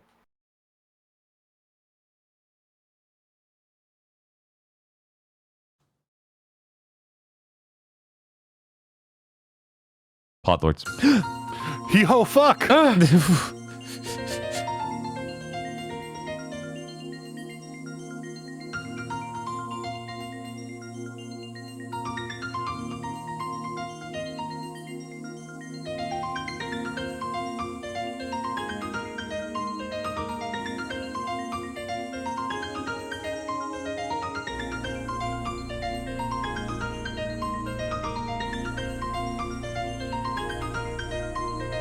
Yes, that's right. The Podlords! It's weird, it wouldn't work for a random reason. Right? Podlords such as BN12, Red Blaze, 27, Suzushiro. When this contest is said and done, it'll be your daughter who sits the throne, me, Woke Lamont. What is... Can I get cliff notes for... Okay, so they introduced... I am not caught up on Final Fantasy XIV. I am not playing Dawn Trail at launch. I don't know when I'll play Dawn Trail. So it probably won't be this year, so probably won't be in Game of the Year. My understanding is they introduced the girls of their version of the shit that the cat guy in Final Fantasy X is. I forget, the Hrothgar, that's what they're called in Final Fantasy XIV. They introduced the women because you could only be men at first, and one of the women is voiced by a trans woman, and the freaks went insane. So then people started goading them, as you do when they start throwing little fits. So apparently, I guess her real name is Wook Lamont. So the Woke Lamont. Yes, I believe. I believe that is correct. Fantastic. I get it.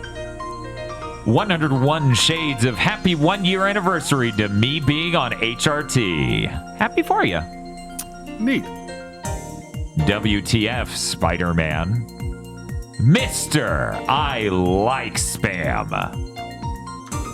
I'm doing a bros check-in. I need 6 bros to share, not like, to show excellent bros moves timing. Let's go. DFW 3K. Muckbun. Shiny Mew. Kristen. Crystal Dynamics Laura Croft being banished to the realm of infinite torture is the funniest possible last appearance of her. Oh, no. Only now that I'm seeing this, that is Dead by Daylight. I didn't know she made it into that. Yeah, that's in the news. Oh my god! Yeah. No, don't know. You don't understand. That new anime, not an anime, that's a marketing term they're using. It's a completely Western project. It's starting to annoy me now that that's happening. That's related to this. In fact, they are now going full on the Crystal Dynamics games being a prequel to the original PS1 games. They are firmly canonizing that now. Jesus. All right. Okay. Whatever. Cooper Tank. I have caught up on the filler for chugging Bleach, and this arc was surprisingly good. Remains to be decided. You say so, man. It had cute girls. That's something. I'm staring at this worried somehow it's also Chikara. It's not. I don't think so. I don't think so. No. Safe for once. Next week, though. Indigo Sykes. 4 rats serving up smiles. Ooh, they're so cute. Thank you so much. If you're wearing a VR headset on the treadmill, nobody can see you cry when redacted. Shinji16 would like to remind you to try the demo for Tactical Breach Wizards one last time before he stops being nice about it. Yeah, I still forgot to do that. Yeah, I keep forgetting. And everyone won't talk about it. It's really on him. Yeah, what the hell? Well, Bob, you didn't play Jutaro either, so fuck you. A raccoon wearing his good shirt.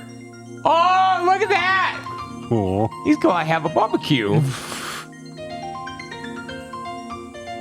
Vivian hopes you all had a good Pride Month. I'm starting to think my ADHD watch-along while playing SMT5 Vengeance is going to forever alter my experience.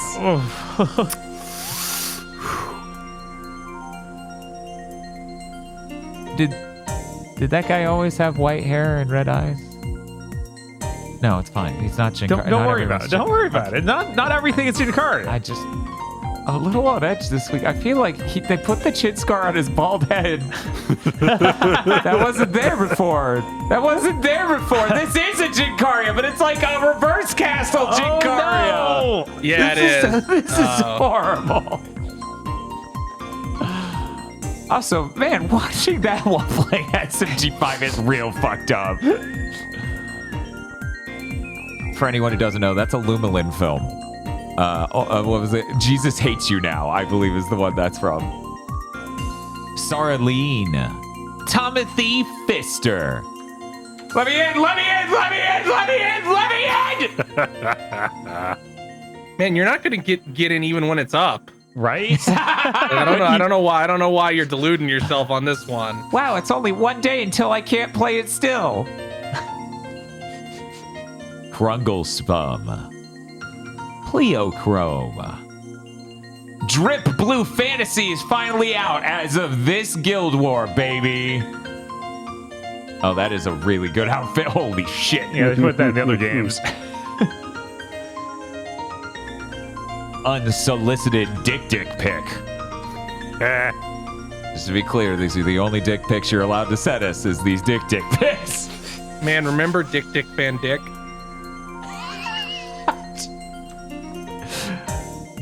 Capcom, you've ported Phoenix's trilogy, Apollo's trilogy, Great Ace Detective and Investigation games. Give us Ace Attorney 7! I don't think they're ever gonna give you Ace Attorney 7. I think they're done with the Phoenix shit. I think it'll be something like Great Ace again.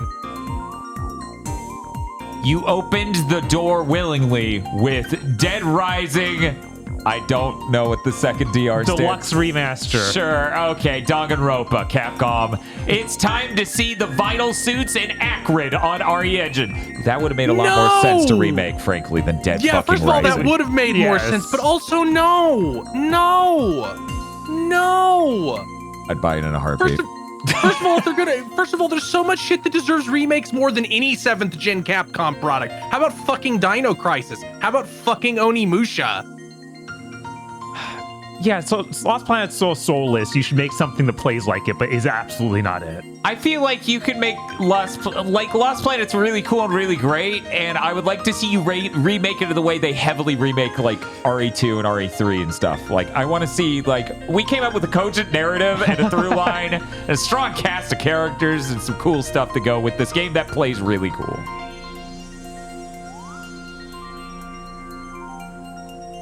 Please, God, let those PS5, PS3 emulation rumors be true. Free the few good games it still houses. Houses or contains. Right. Enslaves. Yeah, Exiles. Enslaves is closer. Leonidas. He looked a lot more ripped in the photos. He did. This is catfishing. Are those even real? Like, those looks drawn on. What?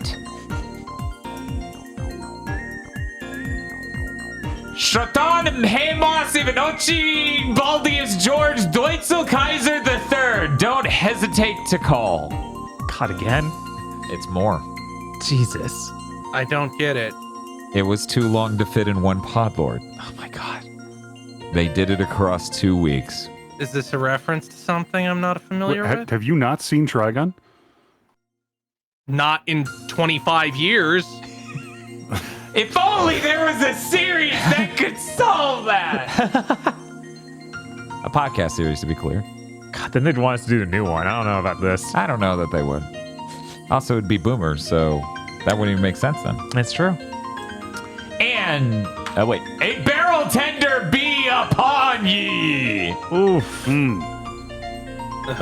And Rum Ram. Thank you very much to our podlords. Thank Podlords. Thank you, Podlords. Podlords. If you'd like to become a Podlord, you can go to our Patreon at patreon.com/gbpodcast. For as little as $5 a month, you get access to many benefits, such as early access to Chugging, Bleach, and Pokemon Go to the Movies, our 2 monthly anime review podcasts, which will be wrapping up soon. As soon as reality allows. You also get a patron-funded show, either a show where we watch a bad thing and talk about it, and patrons get a commentary track, or a show where we watch a good thing and talk about it, and patrons get that show exclusively. There is also an entire movie called Isolation 119. It is a real feature-length film about a man going to Thailand in order to get a tax write-off on his vacation to Thailand. Also, there's some shit about ghosts in it. There is some shit about ghosts in it. That is a fact. You also get extended other content we do sometimes that will hopefully increase as the anime podcasts die. That's patreon.com/GGPodcast. If you don't have any money, it always helps immensely to spread the word. Rate us on Thursdays. Retweet our stream announcements on Thursdays. Spam r/gaming until you get banned. Because honestly, who cares? It's r/gaming. Does anybody really use that? Probably not. Patreon.com/GBpodcast. We got some news. Whoa. Oh no, Chris is a solid block of gray, which I need to solve by clicking these 2 things. Hooray! Chris has returned, I'm risen alive. from his cement block prison. Bloodstained's latest updates have added soft locks to the main shop in the game. So now anyone who tries to play the normal campaign on Bloodstained Ritual tonight will freeze completely at the shop. They say they're going to fix it. They also accidentally added absolutely massive load times to Classic Mode 1, the better Classic Mode. That makes the load times literally like 25 seconds to 30 seconds for a level on PC even. It is nuts. That's crazy. They say they're going to fix this shit. Good. Right, it'd be insane to leave it like this. It is weird that they addressed it going, it has been alleged that we were not going to fix this thing. We completely broke. We promise we will. It's like, why did you make it sound like you were mostly concerned with debunking this person?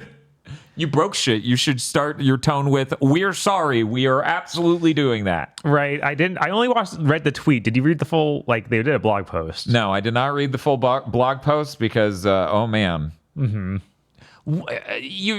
This is going to sound really cynical. Even if they promise to fix a thing, I need to see that they fix the thing to fucking care. And most of the time, their blog post is just going to be full of a lot of PR language that sucks. Yeah. Why would I waste my limited time on this fucking earth reading the full blog post?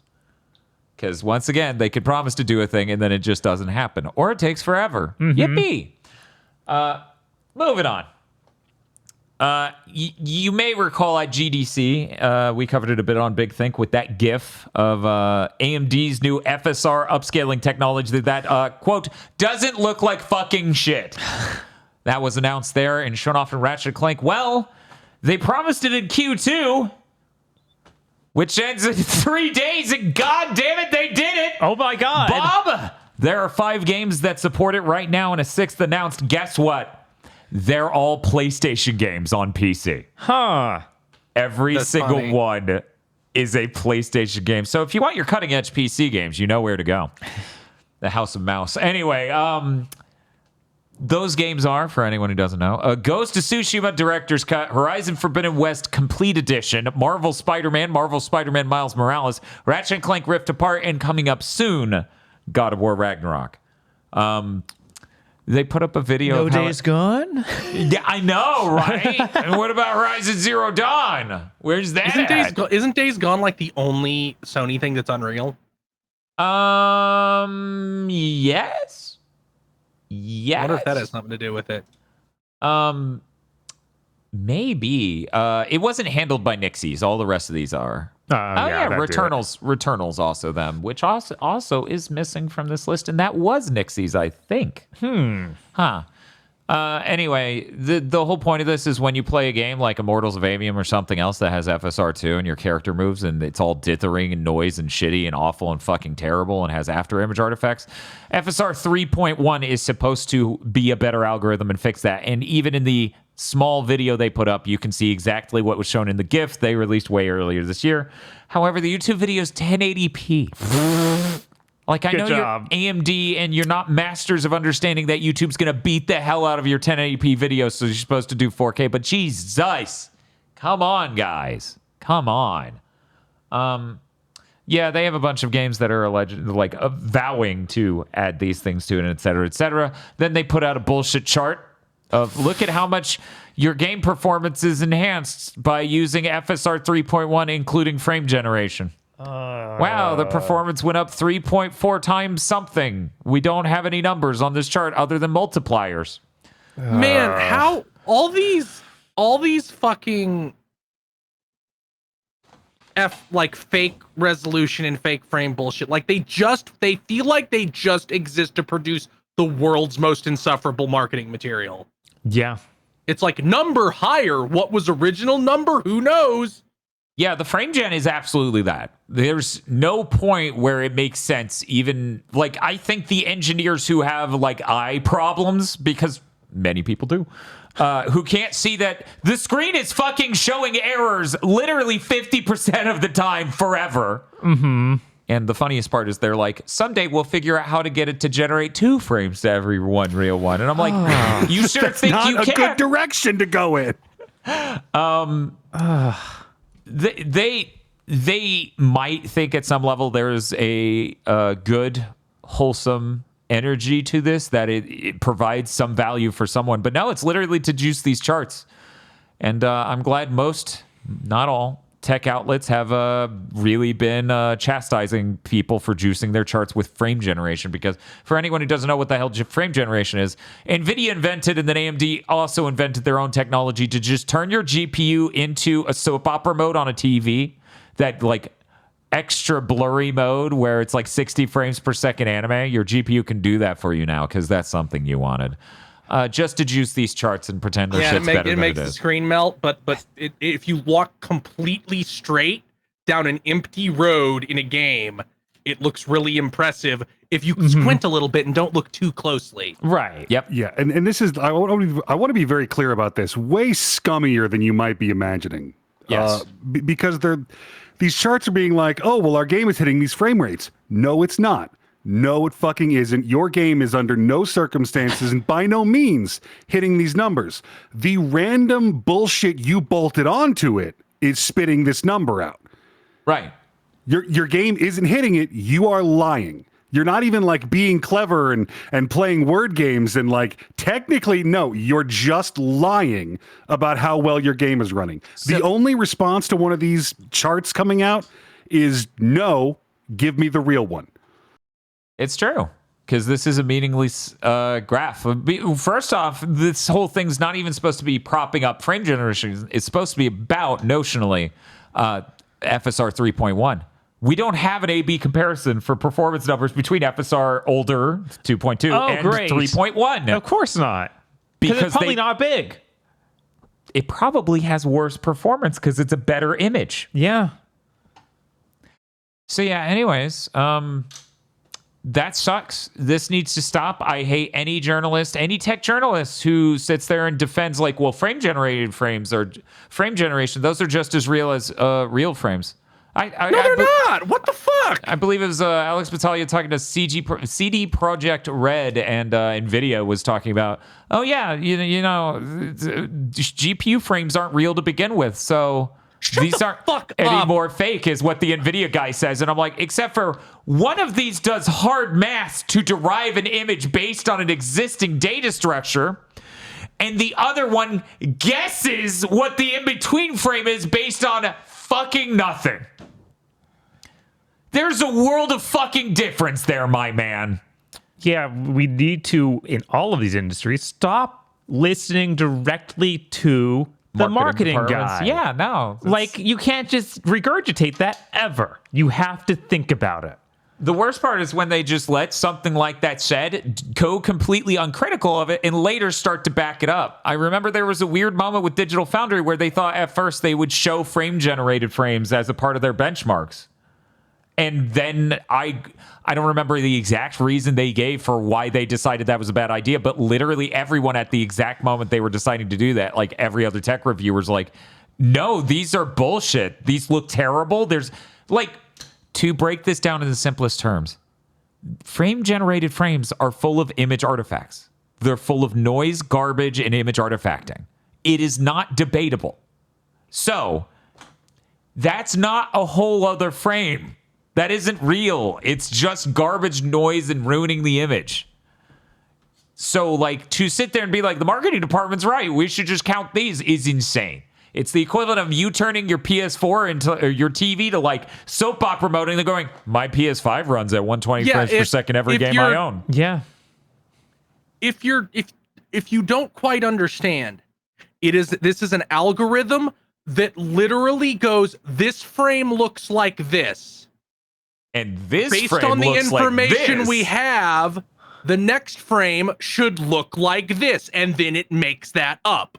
Yeah. So if you're in any situation where you do something the algorithm isn't expecting or it isn't ready for, a very good example of this would be in a game that was free on PS Premium, so a PS Plus Basic, so a lot of people probably have it, Immortals of Avium, where if you changing weapons involves a very ornate and complicated looking magical gauntlet, like shifting around and moving, that will start to melt and look like complete fucking dog shit. So I have bad news for you. That is the case with temporal AA. When you turn on the frame generation, literally doing anything makes image artifacts all over the screen. It is so bad that I've literally shown this image to people countless times. Like if you're looking at text and moving, the text starts to melt and become unreadable. It annihilates the UI. It's just so it is the graphics technology version of these AI guys saying it will solve physics for us. Mm-hmm. Yeah, it's true. And it literally does, like, it does it at a 2D level. Like, temporal AA has any knowledge of what's on the screen, and it's filling in individual pixels along that, right? Mm-hmm. Like, it's a much smarter approach to this. Frame generation literally holds back your frames, so you have to wait for the second frame to render. So that way it can see, here's A, here's B. If there is a letter between A and B, what would it look like? And then it goes exactly like what you would expect from that analogy. But I'll put it on screen. There is supposed to only be one circle. There is literally... You can see on the left, there are 2 invented circles. You can see on the right, there are 3 invented circles. You can see every part of this image breaking up and falling apart. You can see our ghost hand next to our normal hand. Every other frame looks like this. Yeah, but you can't tell. Yeah, I can't tell what's on my screen half of the time. You're right. You're legally blind like all gamers. This is the worst. This moment has been the worst moment since I found out almost everyone in the retro gaming hardware scene is colorblind. I'm like, how come no one's bringing up this major color issue with this device? And it literally took like 4 years for them to notice one device had correct colors and the others just were wrong. It took 4 fucking years. But yeah, this is a feature. The funniest part, and this image doesn't show this well. I would have to show you a video. But you know the HUD here, and I'll zoom in on little bits of it. There's lots of HUD elements that are transparent. Like, see how it says epilogue, tie up loose ends? So that runs at half frame rate compared to the entire rest of the image because it cannot figure out what's behind the transparency. Yeah, it's too much. It's literally everywhere. Your health, your HUD in the lower right, which you can't quite see in this one. God, it's breaking. Anyways, this stuff is terrible. It's literally a technology made to juice charts. And it looks so bad. And the funny thing is, when early reviewers came out and were critical of the technology, I saw some dogpiling. Where it's like, they're nitpicking. They're nitpicking that these frames are bad. I didn't even show you guys a frame with text that moved, which is unreadable. You can't do anything with that visually. Like, you cannot decipher it. Anyways, frame generation bad. Stop putting it in charts. Fuck you. What an awful technology. Hey, Bob, you know how they keep saying, well, the important part, because this is the last bastion. This is what they hold on to now. I'm serious. They go, well, frame generation isn't about, getting a game from 30 to 60 frames per second. And I'm like, they're going to use it that way, and they're going to use it that way in charts. And they go, well, it's not about that. And it's maybe not even about getting it from 60 to 120 frames per second. And I'm like, well, I've seen that, and that also doesn't look good. They go, it's so that way we can solve the motion resolution problems of modern sample and hold displays to get them back to CRT-like by ramping the frame rate from 240 frames per second to 480 frames per second. They say this, Bob. What? They literally What? believe that NVIDIA invented this technology not to juice a chart, but to solve this problem. This sounds like some sort of magic moving goalpost. So, Bob, you know what would be a fantastic way to check them on that? Is if, I don't know, we had a 480 hertz monitor to be one of the only humans who could check them on this and go, no, that still looks fucking terrible. Who would have thought it's showing the wrong shit? Half of the time looks terrible. Yeah, I was like, that'll be 240 incorrect frames. How is that different from 60 incorrect frames or 120? Half is half, motherfucker. Now, here's the best part, okay? Half is half is the thing you have to explain to these people, sadly. Right. Half of the frames are wrong. But there's actually another layer to this that is really amusing and fun. So let's say you have 60 frames per second goes to 120, right? Well, now in 1 second, you have 60 different sets of image errors appearing on the screen. Yeah. Because they're invented frames. Right. Which means when you go up to 480 hertz with half of them invented, you have 4 times as many image errors you are flashbanging the screen with. Yeah. You have changed nothing. But Dan, it has 240 real frames to predict based on. There's smaller gaps between the frames, so it should be more accurate theoretically in this use case scenario that'll never happen. It is going to have 180 more unique sets of image errors to put on the screen. Yeah, but they go by even faster now, so obviously you won't see them. That is what they want to believe. Yes, that's And Yeah, I mean, like if you get enough of these errors going fast enough, spread evenly across the screen, it'll eventually basically just look like the image is a little lower res. So if we just up the res a little bit, that'll solve for everything. yeah, that's how that works. Thank you. Yeah. Thank you for the science. Oh my god. So, anyways, yeah, I would really love to fucking shoulder check this shit because I keep saying this. I keep saying this. It really feels like every new technology from these graphics card companies are just terrible.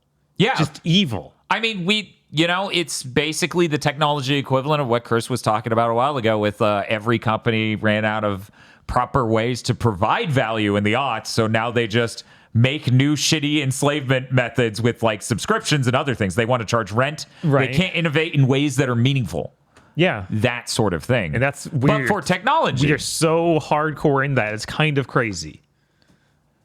So, we are inventing so many bad technologies. Ray tracing is going up in my esteem. That's how, it's kind of like when you put enough water in a thing. Yeah, no, it's that's right in there in the pile for me, but I understand that that's much more I can ray trace thing. Mario 64 Right, and it that's- looks good. right, it's You much can't more of frame a- generate anything. It's a real technology that anyone could use for something useful instead Right. of just things that ruin everything. Right. Yeah. Like a thing that just shows up on a chart and makes your GPU look better than it is because, reminder, you can't frame generate on GPUs older than the 4000 series. So they literally include that in charts. Of course. Comparing to 3000 GPUs that the GPUs are not more powerful than. And they can keep seeing like, oh yeah, our games can do even higher and higher res. And it's like, no, they can't. Yeah. That's just a weird thing you're doing.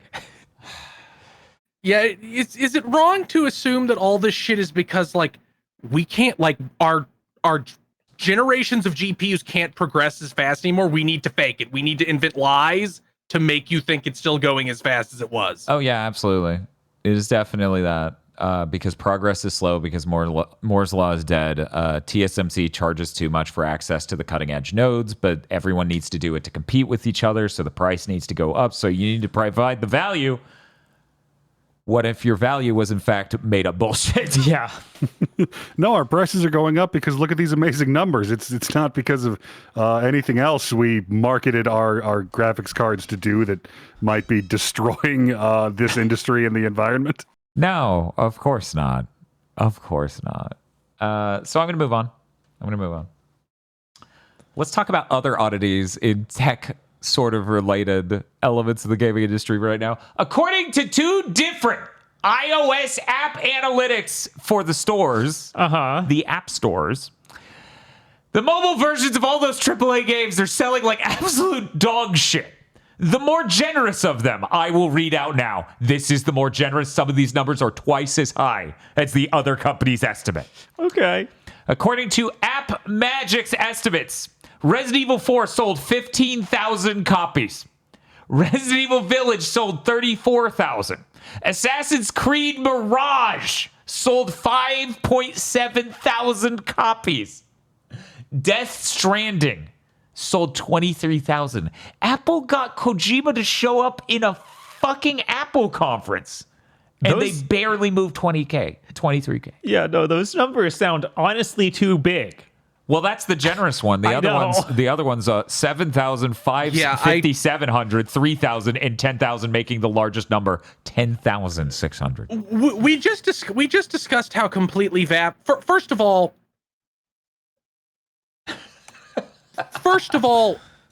this was all. Most people aren't going to whip out their phone to play a game. They just aren't.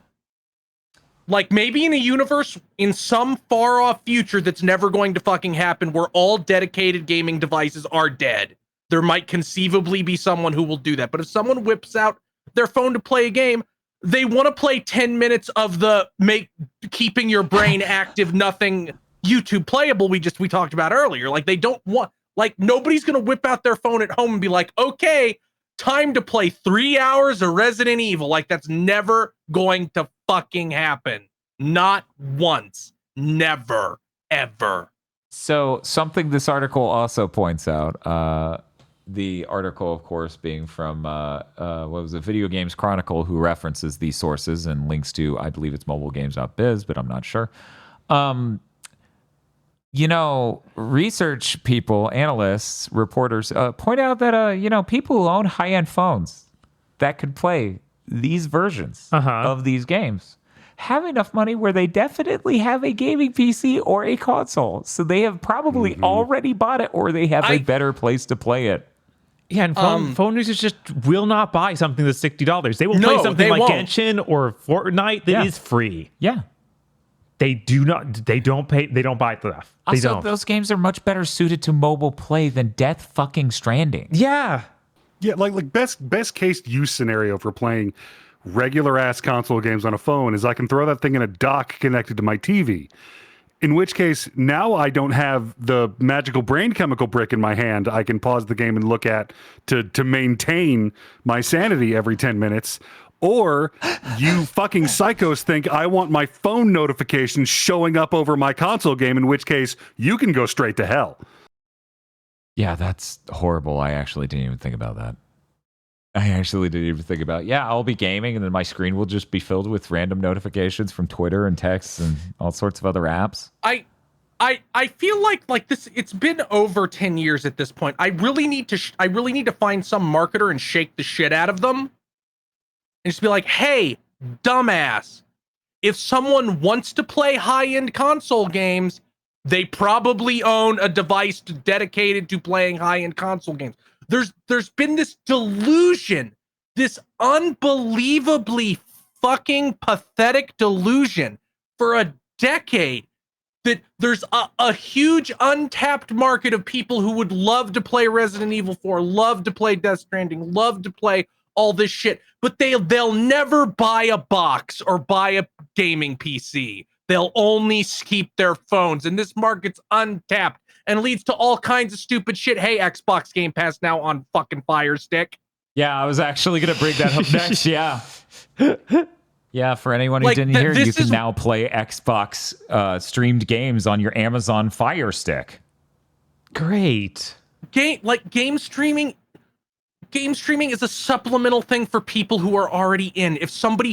Gaming has been huge for, if you want to be a total dick, if you just want to be a pedantic fuck, bare minimum since COVID has been when it's like, oh, everybody plays games now. If somebody doesn't own a console, if they don't even own a Switch, they're not fucking interested, and your mobile phone, $60 mobile phone port ain't gonna move the needle. Give it up. No, billions of people own the iPhone. All of them want to play games like this. So the real thing here, the thing we can all identify that's actually specifically going on here is this isn't even market people. This is Apple. Apple needs a way to innovate with their new phones because, every human who has actively bought phones, maybe even every 3 years or 2 years, forever, knows smartphones did it. They're done. Yeah, no, we're good. It's over. Mm-hmm. Make the camera better. Sure, good. I'm not going to upgrade every year for that. No one will. Put 6 more lenses on it, whatever. Yeah, like fucking cool, fine. I want to scare my tryptophobic friends by going, it's a phone spider. Neat feature. They needed to invent a new way to be like, because the last year's iPhones are the only ones that can play Resident Evil and Death Stranding and all these things because they have Apple Deathloop, because they have Apple's Metal FX upscaling, right? Which, fun fact, I had high hopes for, but then I saw it in action and it literally looks worse than FSR 2. Cool. Not the new good one, the old one, the one we've been bitching about for a year straight. It looks worse than that. So anyway, Apple needs to ship some new goddamn phones, and they think this is the way to do it. Now, I agree super broadly, because the only way to get phone sales now is the last thing they want to do. They have to make their phone better for every specific niche of person who uses it. Every last goddamn one. The screen better be the brightest screen. It better be highest refresh rate. The camera better be twice as good as last year's camera. They have to do this for every fucking micro niche of person who buys their phones, because there's no massive upgrade overall anymore. We're fucking done with that. Anyways, Moore's Law is making everyone real quirky. Yeah. Well, Moore's Law being dead. Okay. We're moving on. This is the weirdest news of the week, I think. If I'm wrong, I'll be surprised. PAX West 2024 is going to kick off with and this is their phrasing, not mine, story time speech from Xbox boss Phil Spencer. We literally hit a point where gaming CEOs are like mascots that show up at conventions for goodwill moments. Yeah, this seems insane that it's labeled story time as if it's like, yeah, story time's from the guy who fired how many people over the last 6 months? Me saying he was Kevin Butler during the IGN interview was so fucking on the nose, it had to become concretely true within a month, apparently. This really does feel like, oh no, my reputation's in the toilet because there's been nothing out of Xbox but bad news for, at this point, well over 18 months. Mm-hmm. So I gotta go try and get my numbers up. I gotta be grassroots Phil. It's like, nobody fucking wants to see you talk, my man. Mm-hmm. Yeah, we didn't talk about it, but during that IGN thing, the crowd is cheering because they're being instructed to.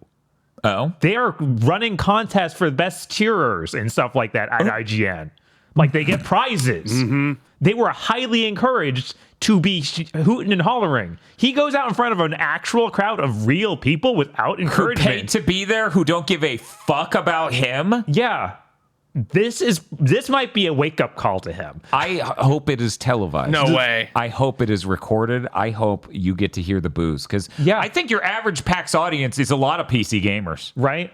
And I don't think a lot of PC gamers give a fuck. And a lot of PC gamers, especially on the fringe there, probably do not give they just hate all the shit they've been hearing all year about firing studio, closing down, everything. Xbox is in a really bad spot. This has a huge opportunity for him to just get booed. And I don't say a wake-up call to actually change anything in him, but other than maybe I shouldn't go out in front of people. Like that. You think he'll change his behavior? No, absolutely not. Well, you just said he would have the thought to not go out in front of people. Well, I was thinking his behavior is in how he runs things behind the scenes. Oh, okay. Which, no, that's never changing. No, I think every piece of that man is locked in for some reason in the exact structure it's been for years. I mean, he's still outing himself as the genius behind Game Pass, even though it is the source of all their modern problems. Yes. Speaking of which, Game Pass cannot fail. It can only be failed.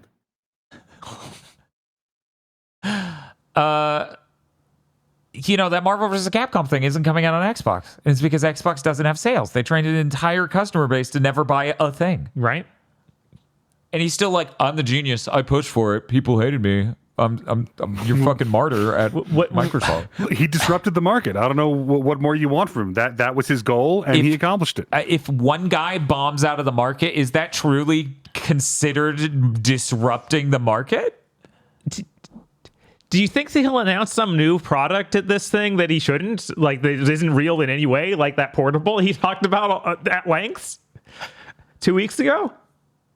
Will he have another thing to wander off about? I don't know. Like, I'm not familiar with the format of this particular stage.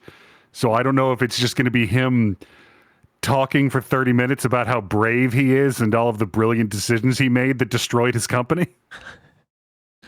Yeah, I assume this thing will just literally be like a Kevin Butler speech. Like, he's just going to talk about the gamers and that how much he loves the gamers and they do it for the gamers. Yeah, no, it's going to be that, which is wow. Yeah, this is nuts. I didn't think you'd be on Nose with it, Dan. I really didn't think. Yeah, they would actually do it. I didn't think it would be this fast. I thought it was by like next year he would become full Kevin Butler. Not less than a whole month they would announce. Nah, he's fucking Kevin Butler. Have other people done this? Real quick, remember an era when Reggie and important people from Sony showing up at the Game Awards was like a weird thing? And it was like, oh, I didn't expect to see them there. Mm-hmm. Now we got fucking Phil Spencer at the opening speech of PAX West. Yeah, what has anything ever had an opening speech at PAX? Like names like this they before? have like an opening. I don't think it's ever been someone of this caliber, like obviously. Someone of this rank, and also with this bizarre name of like story time. Like, that's the weird cozy feel to it. Like, his fireside chat. Like, Yeah, this is Phil's fireside chat. He invites you into VR chat. You're gonna get by the cozy campfire, and Phil's gonna roast some marshmallows with you and tell you about his great times at Xbox. He's doing this one-on-one all week. Yes. He's just. I can't fucking. We gotta move on. Hey, Bob, you have news? yeah, sure. Okay, let's go to your news because this is insane, and I can't spend any more time thinking about it. Thinking of insane things, Dead Rising Deluxe Remaster got announced. Okay. That's another. This seems like a full remake of Dead Rising. What they fucking do to Frank? Jesus Christ! Thank you. I also look at Frank and go, my man, what the fuck? Does he look like a bird-themed Muppet to anyone else? Well, No, now that he you looks said like it- Ostrich vibes. God, he looks like what's that movie about the horrible looking guy? The guy who's really horrible looking. It's old. It's like the 80s. You're not talking about Elephant Man, are you? Maybe I am. Elephant. The Yeah, I'm Mask? talking about the Elephant Man. Oh, okay. But no, that's not the one I specifically meant. Okay. Yeah, some people are There's- saying Mask, and I think Aggro's probably right with that. It's like he just Not looked. the- Yes, it's Mask. Yeah. It's Mask. It's like, what'd you do to him? Holy shit, he didn't like. It felt like he was they were trying to go for something closer to like Matthew Perry. To me, when I look at him, it's like they fused two different white Ghostbusters. And it's gone horribly wrong. Yeah, I think he's supposed to be, like they looked at the original model and was like, yeah, he was never supposed to be attractive in any way. So obviously, this is what we do with it. Like, And everything from here up Like, just yeah, looks I like... feel like original Frank West had like a Matt Perry or Ghostbusters Dan Aykroyd or like a Dan Aykroyd type thing going on. Not this. Yeah, now he looks like a fusion of Dan Aykroyd and the really sarcastic guy who keeps showing up in Wes Anderson films. I'm blanking on him. He voiced Garfield in the movies.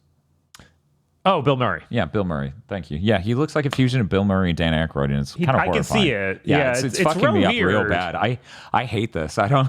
But yeah, Does he look like this in 4? I've literally seen so little of 4. People do say that he looks somewhat similar to that. At least the hairline is like in. Oh, He wait, no, the doesn't hairline's look from Dead Rising 2, where they added him later. He does not fucking look anything like this in 4.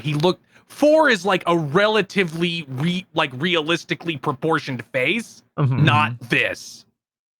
Like he looks way different than previous games in 4, but he does not look anything like this. He has the Dead Rising 2 hairline. I've seen a number of people in chat say that. I just don't. He looks like fucking Butthead. A little bit. He looks like Butthead's dad. He looks like you fused Beavis and Butthead. So, real quick, getting back to what this is. They remade Dead Rising 1 on the RE engine. Yes. Now, I genuinely mean this, chat. Do not get mad. This is not being... Did anyone want this? As someone who really likes the Dead Rising franchise, and I bought them all on like PS4 and stuff, I want 3 off of Xbox. I don't give a fuck about one getting remade in a higher fidelity. I struggle to imagine the person that's hyped for this. Like I really do. Like if you can play this game in great visual fidelity and frame rate on these modern platforms already. Yeah, they already did remasters. That's why they have to call this Deluxe Remaster. Yeah. So like what? It's gonna have a weird mode that totally negates the game by letting you turn the timer off. Like that'll be its quality of life feature. It might have some new fast travel that totally negates the game. Like what's the fucking upside here? I can already tell you how our fan base is going to react to them removing a timer. Not well. they really like those, actually. Like I'm not even sure if they'll do, but like when it comes to quality of life features, what can they add? Dead Rising's whole point is being like abrasive in that way. Where it's like you're on a strict time limit. You don't have any fast travel other than driving a car through the underside of the mall. Entire areas, like the main courtyard of the mall, becomes unbelievably dangerous because you have those guys in the Jeep. You can't carry very many items. Like everything revolves around that. So like, what quality of life issues can they even add to not just make it a totally different game? And it's weird because the tiny bit they've already shown was so very, very one-to-one with the original. It's not even like as different as Resident Evil 4 Remake was immediately shown to be, basically. There's no way this is anything other than like a fucking Yakuza Kiwami situation where it's like, it looks better. Yeah, I was like, what could you change gameplay-wise? And all I can think is you can make the guns feel better. Right, like game feel in general can get better, because even the melee and movement is rough. Yeah, kind of rough. It, right? Like, and that was never, like, those games sold great. Yeah, I don't, like, I feel like the melee combat is what it is, and I feel like there's not even much to do to that because it's supposed to be super simplistic and just grabbing any object and smashing an enemy with it. But at least the guns are like, we know how to make third-person shooters better now. They know how to make those a lot better now. Yeah. And that's the only angle I can see. And those are hardly a part of the game. Like, guns are not important in Dead Rising at large. So it seems bizarre to be like, I need to remake the whole game because the guns didn't feel as good. Yeah, I just like, I never considered that an impediment. It's very enjoyable even still, of course. Like, we played through all of 1, including the best ending, but not the true ending, post-ending ending. Right. 2 years ago, maybe? Something like that. Yeah, it's still really great, and it's cheap, and what the hell are you doing? Yeah, it feels like such a waste. Incredibly a waste. As I said, I would be much more excited for a Lost Planet remake because that game has a lot of really, really neat ideas and like third-person shooting shit, and doing a Resident Evil 4 complete... Like, it's this, but we have rehauled so much of it. Would have been nice there. Here, I literally can't even... I don't know what you do. Like, I don't get it. It's so weird, because I understand this is the only one that is well received from the entire fan base, I think. Probably. Yeah, I mean, Chris keeps saying no one likes 2, but I like 2, but I guess that's probably largely true that people don't like 2. I don't know. I like 2. But yeah, 3 is, who would know? It was an Xbox One launch title and time passed by it. I feel like people liked the version of 2 that has Frank. Like, I never saw anybody talk about that game before then. Because that's also when they switched developers over to Capcom Vancouver, who made Dead Rising into a very different franchise. I mean, and that's when the focus on fusing all the weapons and shit started. Yeah, but 2's not really that radically different from 1. It just has weapon fusing and a different protagonist. Feels like the tone is a lot different because you're in wacky Casino City, and it's a little. I mean, like, I don't like feel like it's devastatingly different until 3, when it's like, yeah, 3's where it actually has a major tonal shift. Yeah, but that's where it's like, oh, these guys aren't just crazy anymore; they're offensive. Yeah, 2, I feel like 1 has a lot of comedy in all the cutscenes that are there. There's a certain, like, you know, it's supposed to be that hokey horror zombie comedy thing. 2 also has a lot of that energy too. In fact, if anything, I would say it tries to balance the sincere and serious with the comedy stuff, just like 1 did. But 3 and 4 is where they absolutely salted the fucking earth on this franchise. Yeah, so I guess I feel like they need to go back to that's the thing. Dead Rising is such a small concept thing. It's like, you can do a game about this. It's just the zombies in a mall, and then we do everything that would be in the George Romero movie. And they just want to do that again, but it seems like it's going to be more like where they're calling Deluxe Remaster. I assume it's going to be a direct remake. Right. I mean, that's what they're showing so far. Yeah, so it's so confusing. It's like, if you just need to do the same thing again, just have Frank show up in a different mall and do the same thing with new stuff. No. It's so weird. The weird thing is this franchise could have easily become, what if we expanded the mall and all of the notions of it to just a bigger but not huge city?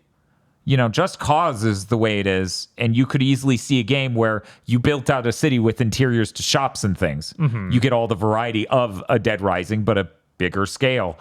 And it feels like 3, maybe 4. I really haven't played 4. Right. I've at least experienced 3. Feels like you could do that, but they fucking salted the earth on 3 and 4 so much that they don't know what to do with it now. So they're just doing a fucking faithful remake of 1. This is so weird. Yeah, I really don't get why like, you would. Why don't get this? it. Why did they decide Dead Rising needed to come back? That's the thing that really confuses me. Zombie Cell. Yeah, that's all I can think of is just Zombie Cell, and that's really depressing. I think this totally lives and dies on its price point, but I'm not even sure this will do good at 40. If they try and make this 60 or God fucking forbid 70, I will be shocked to my core if this is less than 60. like what? So you get pretty much a 1-to-1 remake of a game that you can already buy that's 15 years old, 16, 7, I think 18. I think 18 years old at this point. Yeah, it was like ready to launch a 360. Yeah, it was. So, yeah, it's 18 years old. A fucking port of a game that can vote that you can already play on these platforms that seems to be 1-to-1. They're going to charge $60 for that? Apparently. Hey, Bob, do you know where we're going to learn more? Yeah, about, we're going to learn more next week on July 1st. You better have a fucking card in your pocket, Capcom. You better have something to show people where this doesn't just feel bizarre. God, it sucks so bad that we had Exo Primal instead of Dino Crisis. Kinitsugami instead of Onimusha. And then Dead Rising's here, though. Here you go. It's even worse because it's Dead Rising here and it's the same. Yeah, it's the same. I'm like, okay, can you balance check this out. What if instead of doing these radical things that are so different, you have to change the name? And this thing that is so identical, you make us go, why did you make this? You did something in between. Yeah, it's baffling. So nuts. But yeah, the next week, Capcom Next Summer 2024. It's going to be at 5 p.m. Central Time and feature Dead Rising Deluxe Remaster. Okay. Kinitsugami. Path of the Goddess. And the iOS and Mac version of Resident Evil 7 Biohazard. I'm so glad I read that news about the sales before we even had to acknowledge. Why you're a whole month late and you've come in with homework no one asked for. This ain't even my course, bro. Right? You filled out the wrong worksheet. Completely wrong. Just to be clear, these are wrong too. I don't teach this subject, and I can see you're fucking off the game here.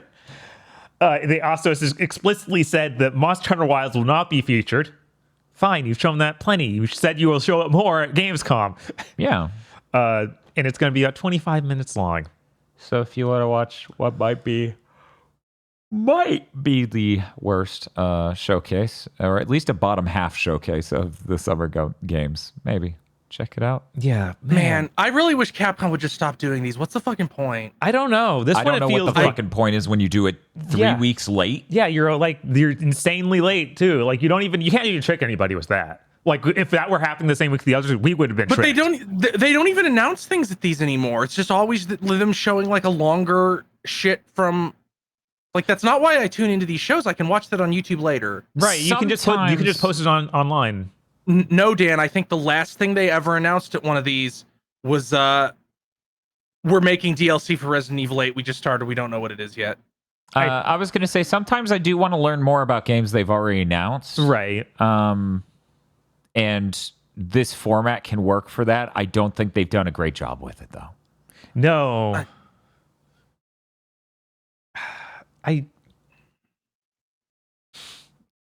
I think possibly of everyone on this podcast, I'm the most open to buying Dead Rising Deluxe Remaster, but if it looks like it controls the same, dude, no way. Yeah, like I do not understand. They have so much IP. Capcom's basically like they're almost their own Nintendo worth of IP just sitting there. Yeah, except for Nintendo's doesn't just sit there forever. Exactly. Yeah. Exactly my point. Yeah. They have a treasure trove, and you've pulled out Dead Rising again. What's happening? You have so many toys. Yeah. You could play with any of them. Dude, you could have just made an HD version of Rival Schools. It's like, wait, what? You have all of these things that are just simple ports away. Dude, what are you playing with? Oh, this is my new toy. Did you just repaint that old toy? No, this is Exo Primal. It's my new toy. What? How many toys have you done this to? This is my other new toy, Kinitsugami. They're so different. What happened to the old ones then? I don't want to talk about it. Anyways, let's move on. Sure. We found out more about 2XKO. That is the League of Legends fighting game for anyone who's forgotten their horrible new name. Yep. They're doing a playtest. It's going to be in August. They're taking signups now. It's going to be on PS5, Xbox Series, and PC. Yep. Cool. Great. Yes, I want to sign up for that. play this. Yeah. They did a little announcement video where he talked about it's going to have pretty much all the modes, but really hard back versions because this game is not done. I just thought, Bob, was that demo they put out for that other thing basically as old as GigaBoots?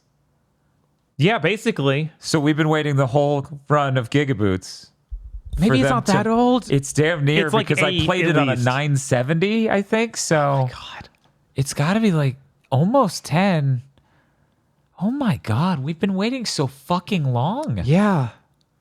Jesus Christ. Anyways, after the podcast, remind me to register for that. I really do want to play that. Yeah, all right. I Register tried to myself. register, but it crashed. God damn It's it. crashing when I was trying to do it. Man. Because it was getting, because I saw it I tried right as it was announced, so I assumed it was just getting hammered. Just like the Steam summer sale, Mm-hmm. which is going right now, by the way. Hey, Aggro, did you know that it's only $10.49 for both of our top 10 game of the year making game Walkabout Mini Golf? Oh, dope. It's completely cross-platform, and you can play with your friends using a code. So No, if that's- anyone out there on the internet actually owns a VR headset, yeah, if anyone in this audience, well, I mean, they must. They sent me that one. that's true. So one guy does. Maybe they don't anymore. Yeah, we don't know. One guy did. We have it now. Which update on that? A viewer did send me a Vive. It has arrived. I have to get some power adapter stuff for it because, not compatible. But so I get to check out a Vive, and it's really weird to look at a Vive and go, yo, those are Fresnel lenses, and you can tell from space. Yeah, no, that's very funny. Just look at that. If you don't know what a Fresnel lens is, it's a thing that makes light flow directly through it in a more specific, articulated way to be sharper. But it also makes it, if your eyes are slightly off the center, it blurs more, and the fringes blur more. The PSVR 2 is also Fresnel, but it is less absolutely obviously that. Right, you don't just see it from a mile away like you do with these. Like that just looks like the front of a Fresnel lens for a light kit. Yeah. Yeah, exactly. Anyways, Walkabout Mini Golf. It's really good. Cool. Hey, Bob, let's move on news. Sure. I put this one in here because this is a game that has vexed me for over a decade. Yes. Phantom Breaker Battlegrounds Ultimate has been announced. It comes out February 13th next year. Okay.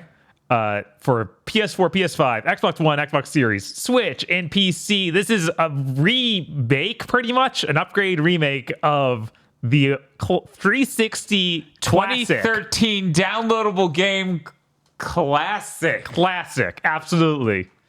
I keep getting tricked by this game. I believe I bought it twice already because it's released so many different times on different things. Uh-huh. The pixel art is really nice. It's so good. It looks really great. It looks fantastic. The game plays terribly. It's so fucking not balanced. It's awful. It's terrible. But they promise this time they are rebalancing the gameplay again. This time will be different. They're making it in UE5. Okay, because this pixel art's pretty good. I might be tricked again. I'll probably get tricked. It's only $25. It's Yeah. only $25. Why not put your hand in the box? But it's got online Sure. co-op and versus. New soundtrack. Cool. You can do a $40 physical edition, and there's also a $110 ultimate edition where you get a statue of the main girl. Bob, Yeah. you want to make the ultimate mistake? I don't. I really don't. Oh wait, did we do a quick play of this years and years ago? Yes. I remember this. Man, this is anime as shit. Yeah, I don't know for sure, but I think these are characters from several different properties that have been made into anime separately. I think. I think I'm looking at a Steins Gate character. They look shockingly close to that. And I think Yokozoro Quartet or something. Quartet. So this is called Phantom Breaker Battlegrounds Ultimate. Ultimate. The original, as you can imagine, did not have the word ultimate. No. Didn't they also make a Phantom Breaker fighting game or something? Maybe. They made...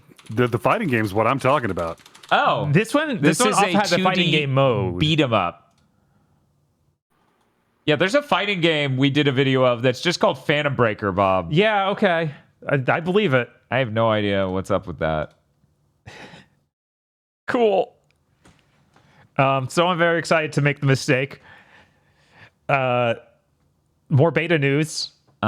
Concord's beta starts early access July 12th and goes to July 14th, so like that weekend. And then the open access is July 18th to the 21st. If you pre-order, you get in the early access and you get 5 codes for it. So you get one for you and then for anyone else. Oh? Yeah, so they're trying to encourage getting a lot of people in there even early. So I should make the mistake for us all. God. I mean, I don't see why you wouldn't. I mean, there are mechanisms in many human brains that would stop them. That would be a why, but unfortunately, I seem to not have those. I'm like, oh, so you're the famed masked strangler, huh? Here's all this rope I'm gonna give you. Hope you don't fucking kill me. They're going. The beta is going to have all 16 characters playable. It's going to have 5 maps. The first weekend's only going to have 4, and they add the one extra for the second weekend. Yeah, previews are coming out today. People are saying it feels a lot like Halo and Destiny with the floatier jumps and the longer time to kill than Call of Duty. Yeah. Yeah, Those things. That's what we kept saying, and everyone goes, "It's Overwatch." We're like, but like, look at it. Right. We know you have powers like Overwatch. It's 5v5. We get that. Look at it. Mm-hmm. Yeah, but nobody cares. It's Overwatch forever, Dan. No, it's literally people can't look at a thing and figure out how it fucking plays. That was our problem. We were talking about what it plays like. And but yes, the structure of it is Overwatch, but the game plays. Yeah, there are also game modes that they talked about that has like a kill confirm mode from Call of Duty, where that's where you kill people and they drop a tag and you have to grab that tag to actually have points for killing them. And then other modes that are more like Overwatch, where there's like a point to defend, and another one where it was something where you had permadeath for each round. Yeah. So kind of like a Counter-Strike.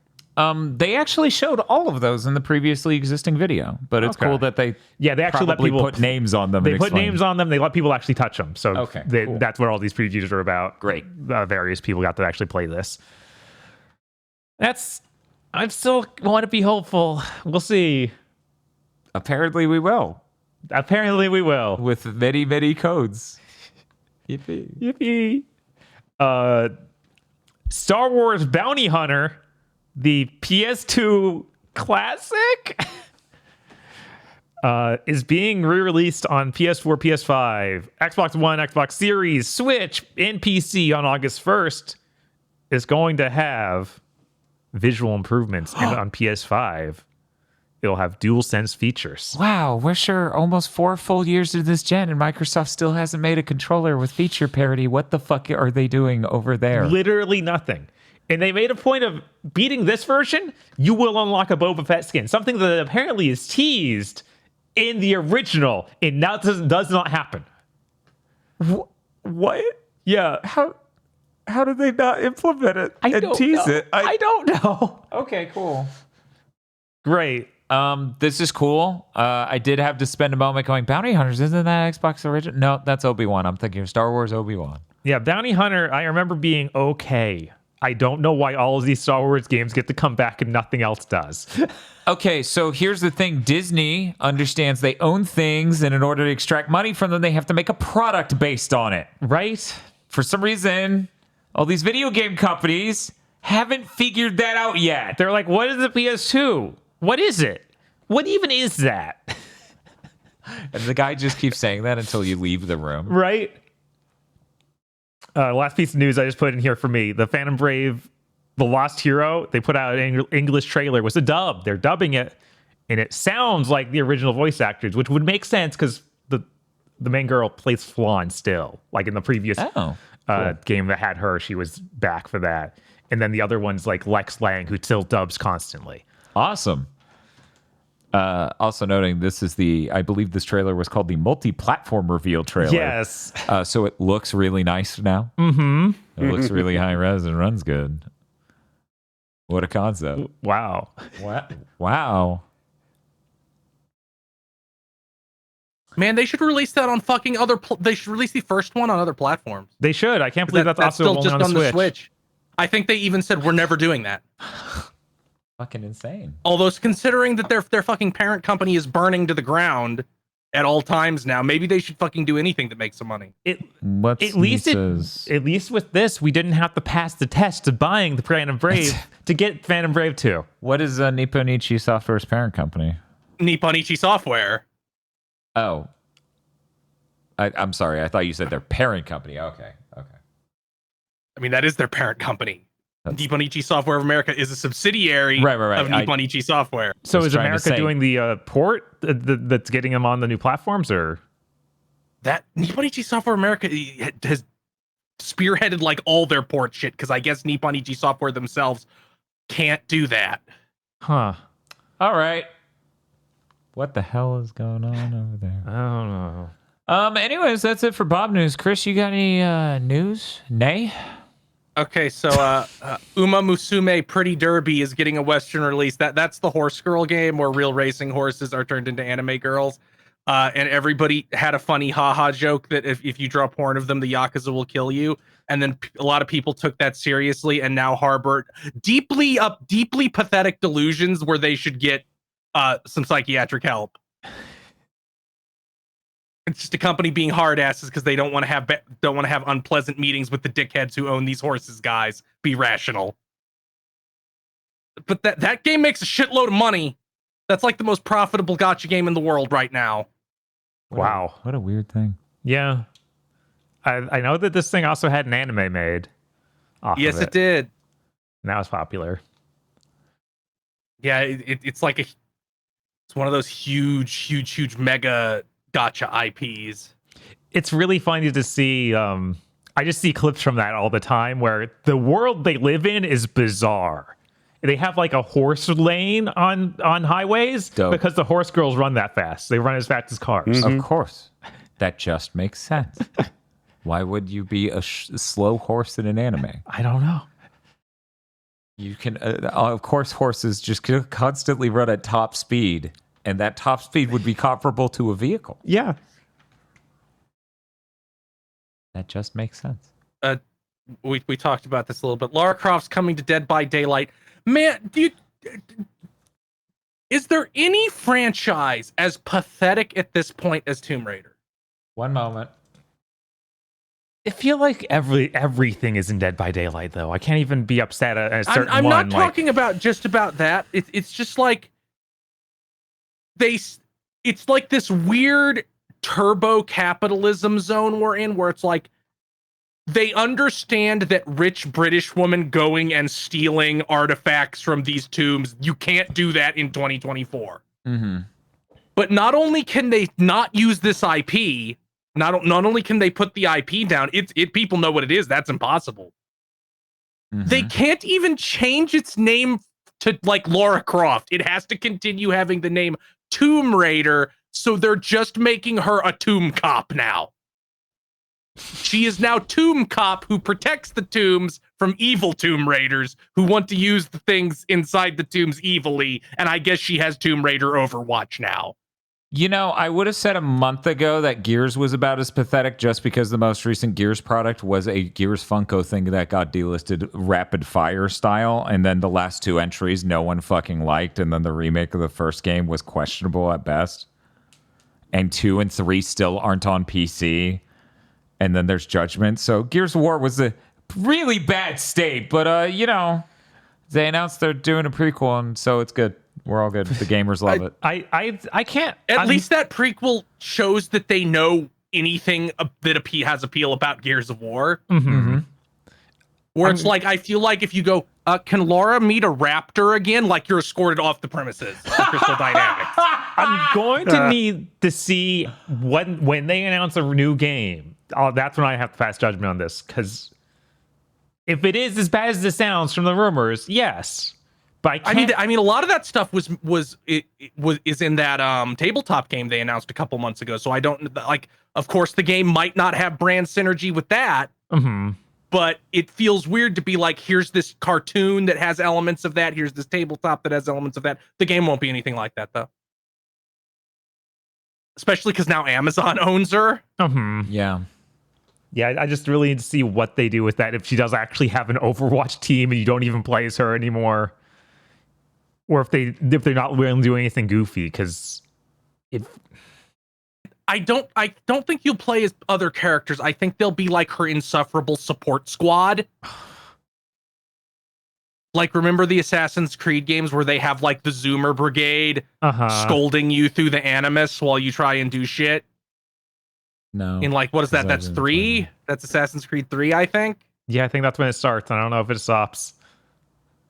Well, eventually they just stop having things outside the Animus entirely. Yeah. Yeah, that's a solution. Yeah, either that or, it's like Avengers and other things where it's just like, we're a squad of 4 people, so none of us could be her. She's got to be our leader. And that was the concern with some of the energy of that thing they announced. But who knows what it is now? Yeah. All bets are off.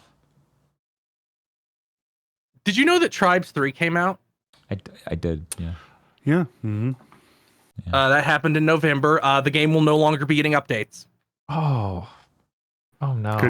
Because it's done and perfect, right? Because nobody likes it. I think it had like really bad monetization. And I know they got caught using AI assets a bunch of times. Oh my god. Whoops. So they were like, we're moving everybody to this other project. Tribes 3's done. Well then, why'd you even do it? Man, we're at this point where service games are basically dead, but they're gonna shamble along through momentum for like 2 more years and take a lot of studios with them. Yeah. By the way, I took a look at Ubisoft's yearly financials today.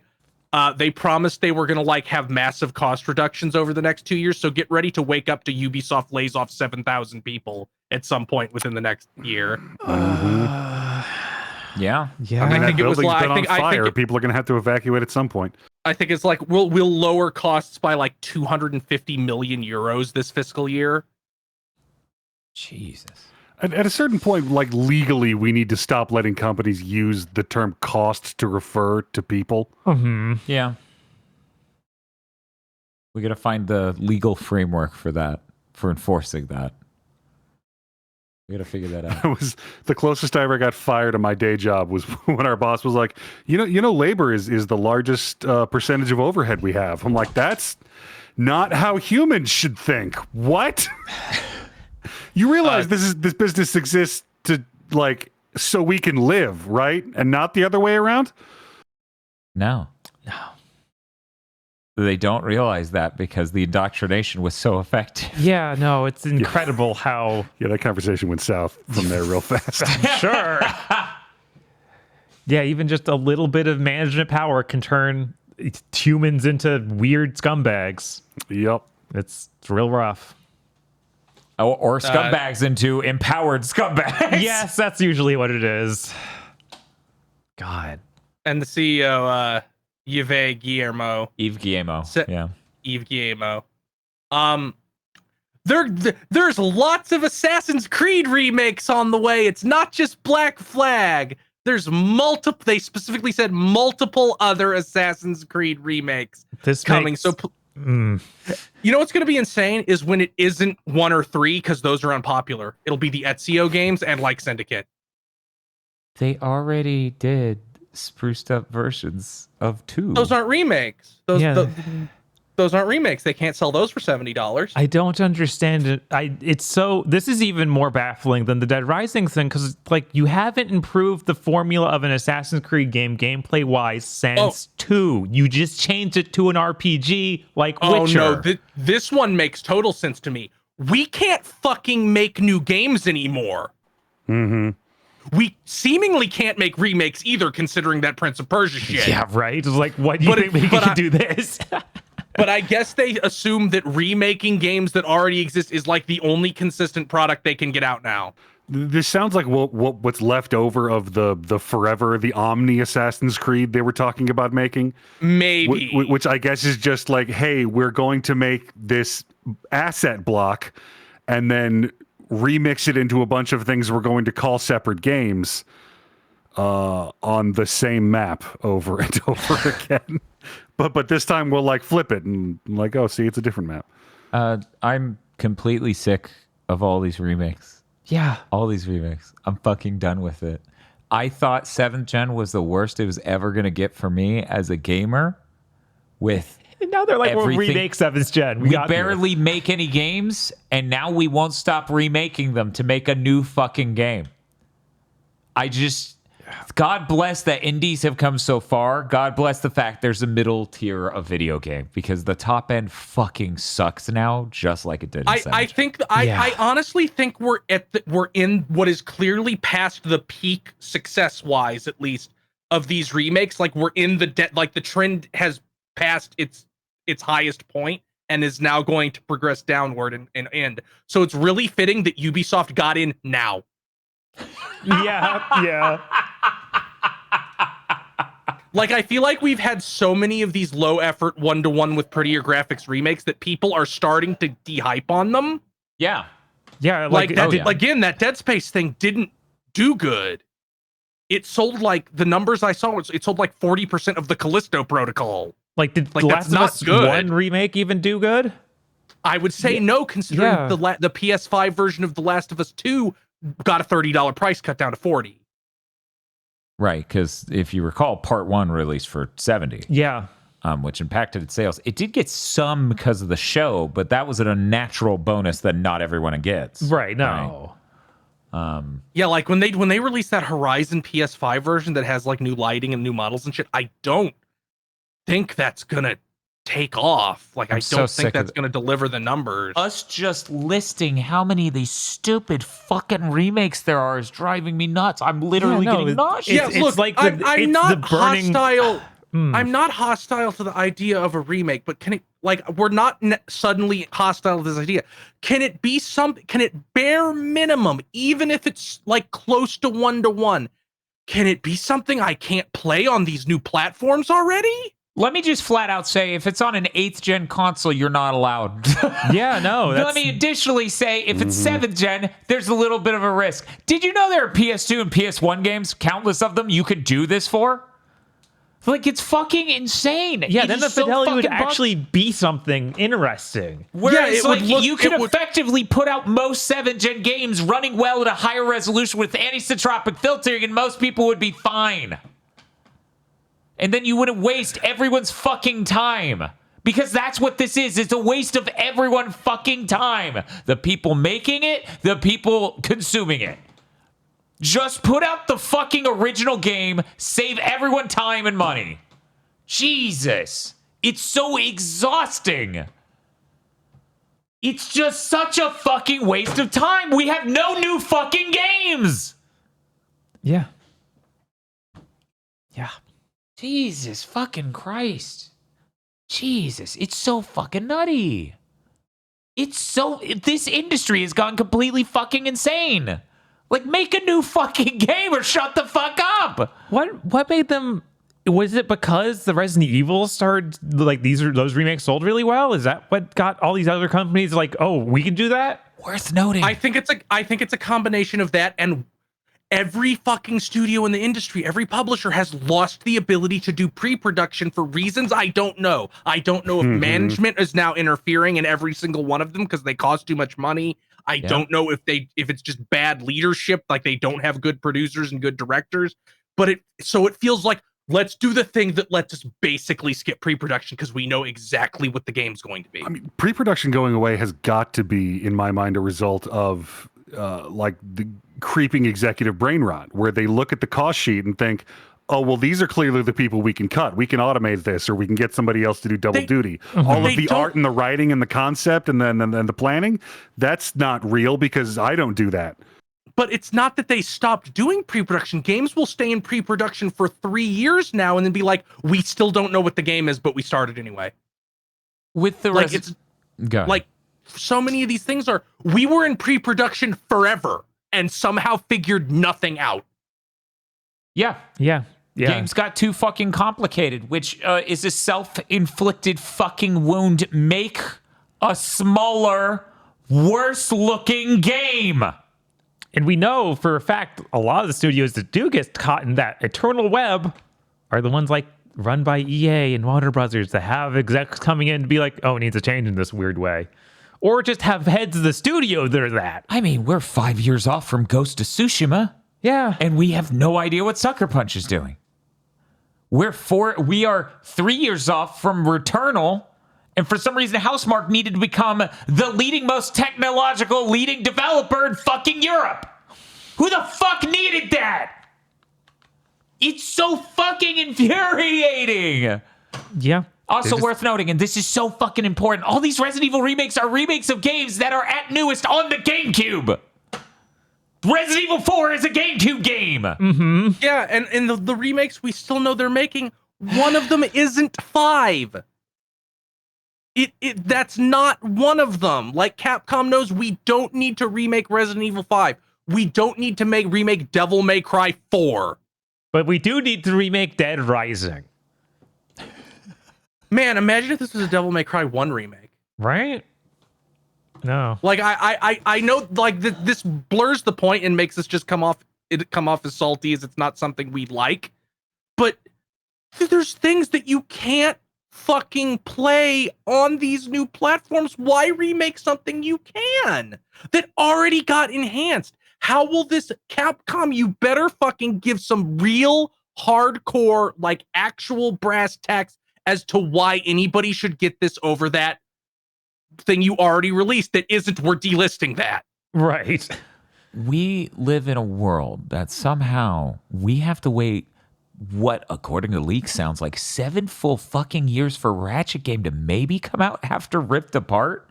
Yeah. And we're remaking Horizon, and we're doing all these other remakes. It's like, why? Yeah, no, they let these production schedules get to be 5 and 6 and 7 years long. It's like a mistake has been made. A horrible fucking mistake. And here's the fucking worst part. These enormous dev times don't show in the product beyond raw fidelity. Mm-hmm. Or world Right. sim shit that nobody sees. Nobody sees. Nobody will ever see any of the funny world simulation shit you put into Spider-Man 2. You know, it's really funny because, like, I imagine there's a good chunk of gamers who don't even play games in HDR. Yeah, But we're absolutely. sitting here trying to be like, we need to crank the fidelity to the fucking max. We need to make sure it can fake a resolution higher than it is. I know there are members of our fan base who are still playing in 1080p. Yeah, What the? that's totally what are normal. What are we fucking doing? They're chasing like a ghost. Like there's something they believe out there they need to get. The video game industry has turned into every weird lifter on YouTube who's obviously on steroids and just looks scary. Yeah. Like, that's not sustainable, bro. You're probably gonna get a major problem. What do you, dude? It's so fucking nuts. It's so stupid.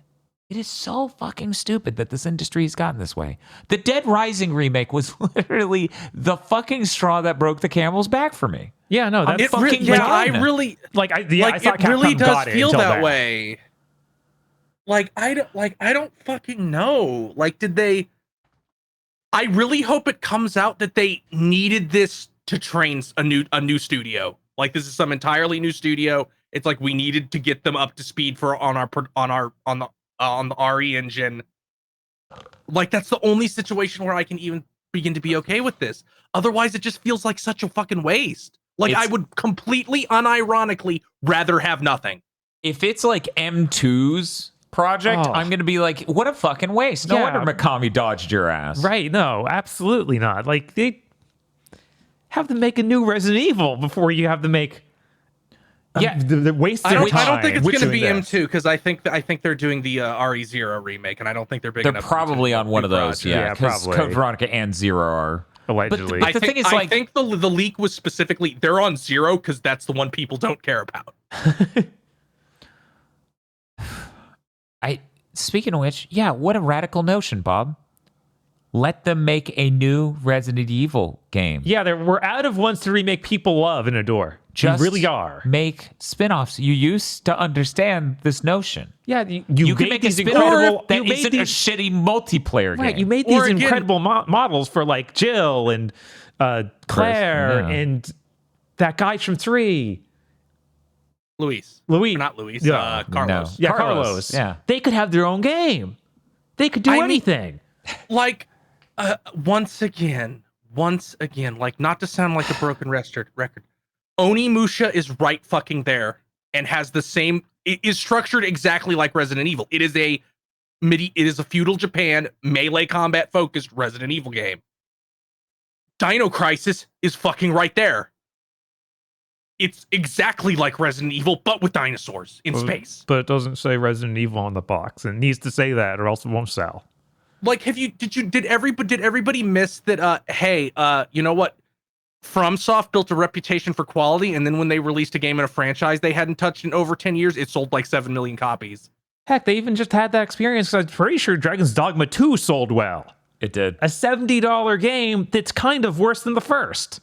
At very least, it's nowhere near optimized or polished. Because the Yeah. performance Man, on that game's it is crazy that I've heard nothing but like this game feels less done than one from people who beat it. Mm-hmm. And also, it allegedly has fewer enemy types. That wouldn't surprise me.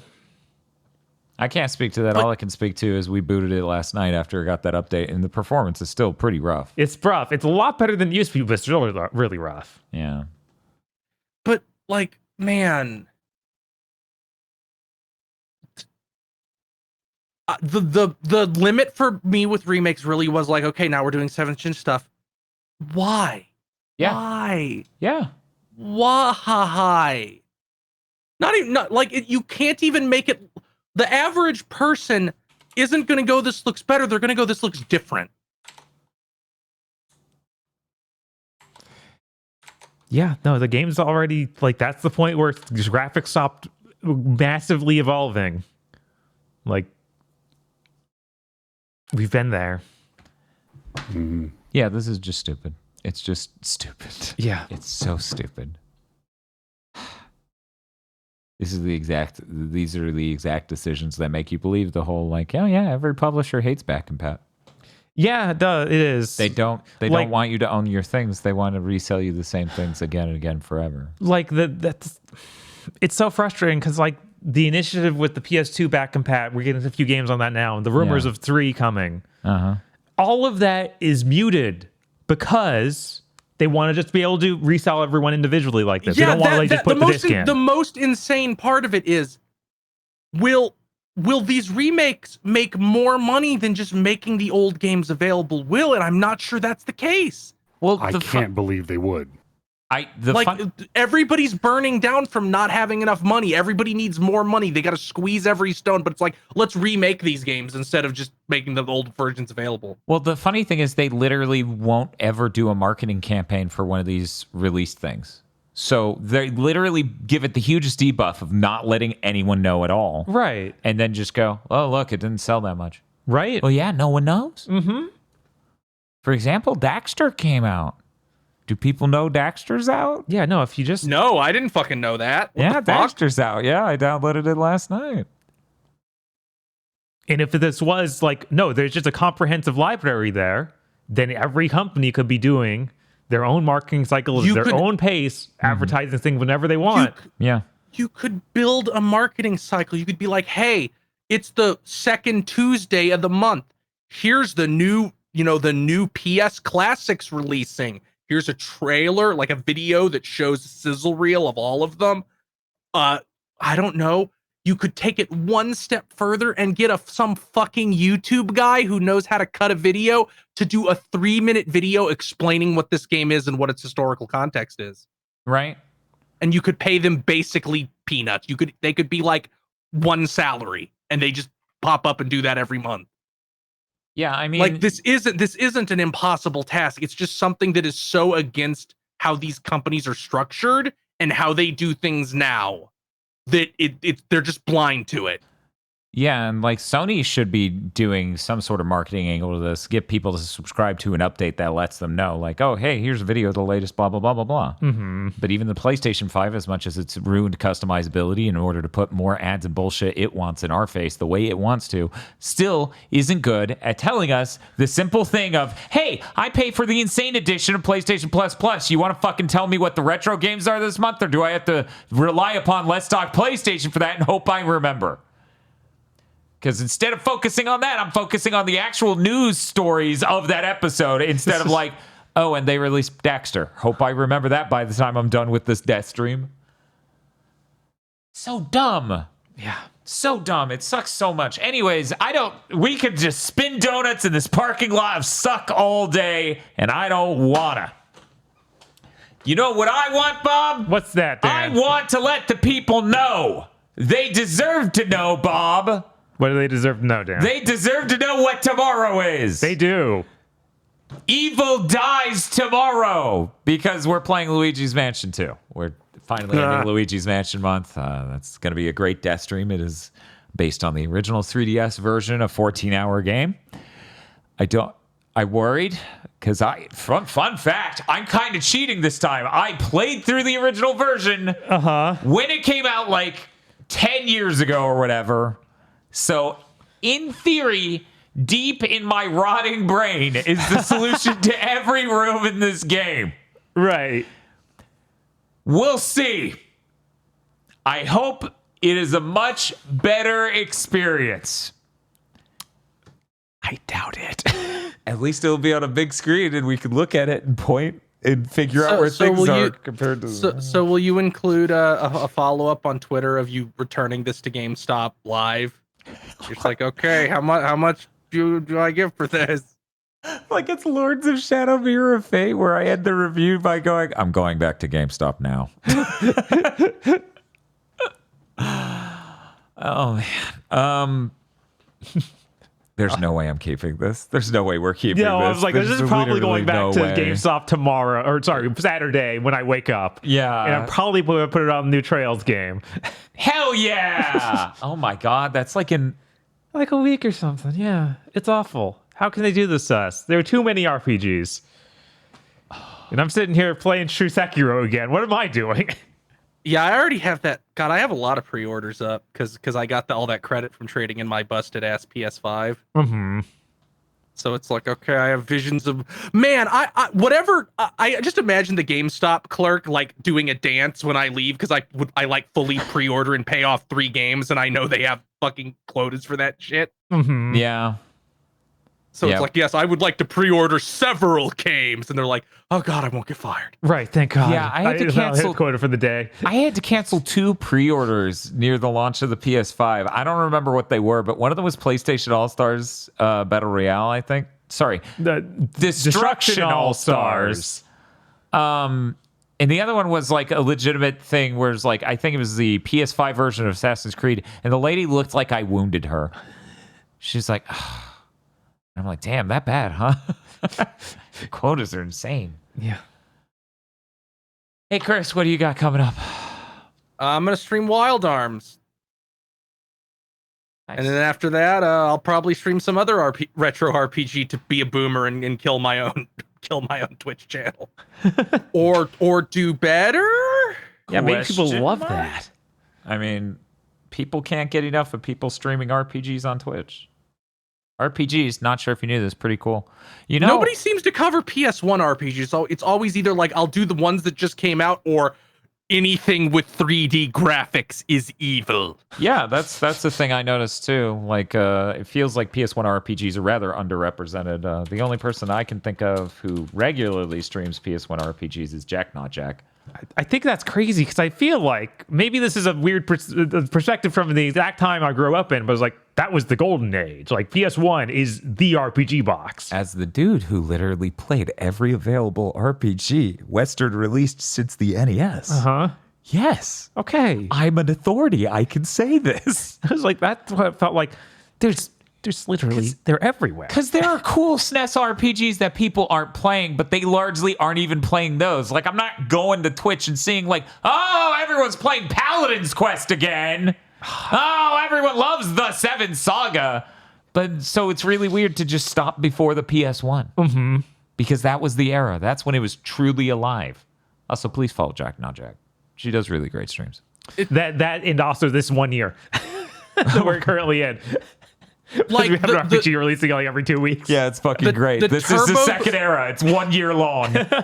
Like the very first CD-driven consoles and Japanese PCs were like the perfect era of RPG where you had access to storage, but not access to enough power to make an entire 3D game. Right. Most of the time, Because that's so dangerous. you had to make. So you had just enough production values for a game 20 people made to totally whip ass. Yep. That's the thing, the scaleless studio. You had CD quality music, and you could have like a dozen anime cutscenes, and that made it one of the best games of all time. If only indies could get to the point where every indie studio was just like actually 20 people instead of 3. Yeah. Yeah, it would be nice if we could do that. And They could probably crank games out yearly. They could probably make some incredible stuff. I still think there's something endemically horribly wrong about modern game engines that no one is talking about. Maybe. I feel so gaslit by the game industry and every person in it and covering it talking about, oh, the tools nowadays are so powerful. Oh, look at all these systems and tools and things. You can make stuff so easily. And I'm like, then why does it take 8 times as long? Explain, oh wizard. I've solved your fucking riddle. Anyway, so anyways, there's a shout out for Chris Wolfhard. Going to be streaming Wild Arms on Saturday. Yes, main character of Wild Arms may be a direct visual ripoff of Sorceress Stabber Orphan. Ooh. Possibly, just maybe. Oh, and isn't this from the creator that would go on to make Symphogear? You know, yes, the several people involved with the Wild Arms franchise went on to work on Symphogear. That is why there are many Wild Arms references in Symphogear. Incredible. Bob, didn't the creators of Luigi's Mansion 2 get put on that game after they made Punch-Out Wii one of the best Nintendo games of the last I feel ill. 15 years? Why? Nintendo, give us a new Punch-Out. Yeah, why is Next Level remaking Luigi's Mansion 2? Why weren't they off making a new Punch-Out? I don't know. They better have something in the chamber for next fucking gen. They better. God damn it. If I am not blown away by this Nintendo presentation when they announce the Switch 2, I will be very upset. That'll be bad. That will be Sometimes- like. I think it's funny that we're so doomer right now. If you go back and listen to like all of Big Think Dimension for some reason, don't fucking do that. That's like at least 1,200 hours of shit. But you can hear like the we're so back, it's so over sine wave going. Like we were unbelievably positive on the PS5 and Sony almost exactly until they stopped making PS4 versions of games. And then it became like, what are they doing? They have all these service games. They're not really announcing new shit or letting us see that it exists. And like, we're so positive on the Switch too, but like, they could be like, all the rumors say it has it, but what if it's like, it's $500 and it doesn't have backwards compatibility? And like, well, I guess we're done. I guess it's time to only play retro games forever. Goodbye. Yup. I guess I'm a PC gamer. Then I look at the mark on my hand and it's the fucking Valve logo. People, thank you. Chat, thank you so much. Next Level did not make that. Oh, thank God. Tantalus made it, which is the people who handled the Zelda ports to the Switch and stuff. Oh, okay. Did you? Thank God. I don't know if this is true. Thank God. Did you see that Ilka might be making Brothership, Mario and Luigi Brothership? Yeah. I saw those rumors going around that it might be them. And I saw a lot of people getting indignant. I'm like, guys, the problem with Brilliant Diamond, Shining Pearl was not Ilka. It was the fact it was made in 11 months. Yep. Yeah, which people act like Nintendo's weird, hiding devs who are making their games. And I'm like, I hate to tell you this. This is literally as old as Nintendo, basically. In gaming, because that shit happened on the regular Nintendo. Yeah, the Famicom. The Shadow Production Company thing is a big thing over there. Nintendo will be evil exactly as evil as they are legally permitted to be. Anyway, I'm very excited for Luigi's Mansion 2 and Wild Arms on Saturday. Thank you all for listening to this episode of Big Think Dimension. And thank you to the 2 donations we got, even though donations don't play during Big Thing, because that would be a nightmare for a podcast. Timer, in fact, stay up. These people would riot and burn down Capcom if they removed the timer for Dead Rising. Anyways, we'll see you later. Bye. And then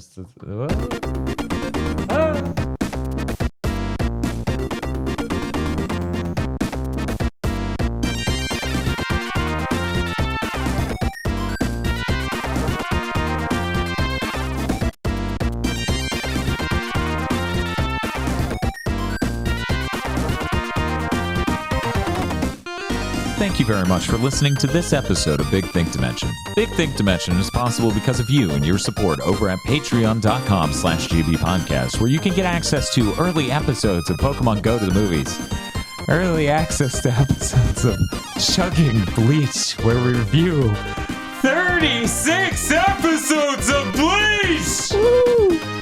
And much, much more. That's patreon.com/gbpodcast.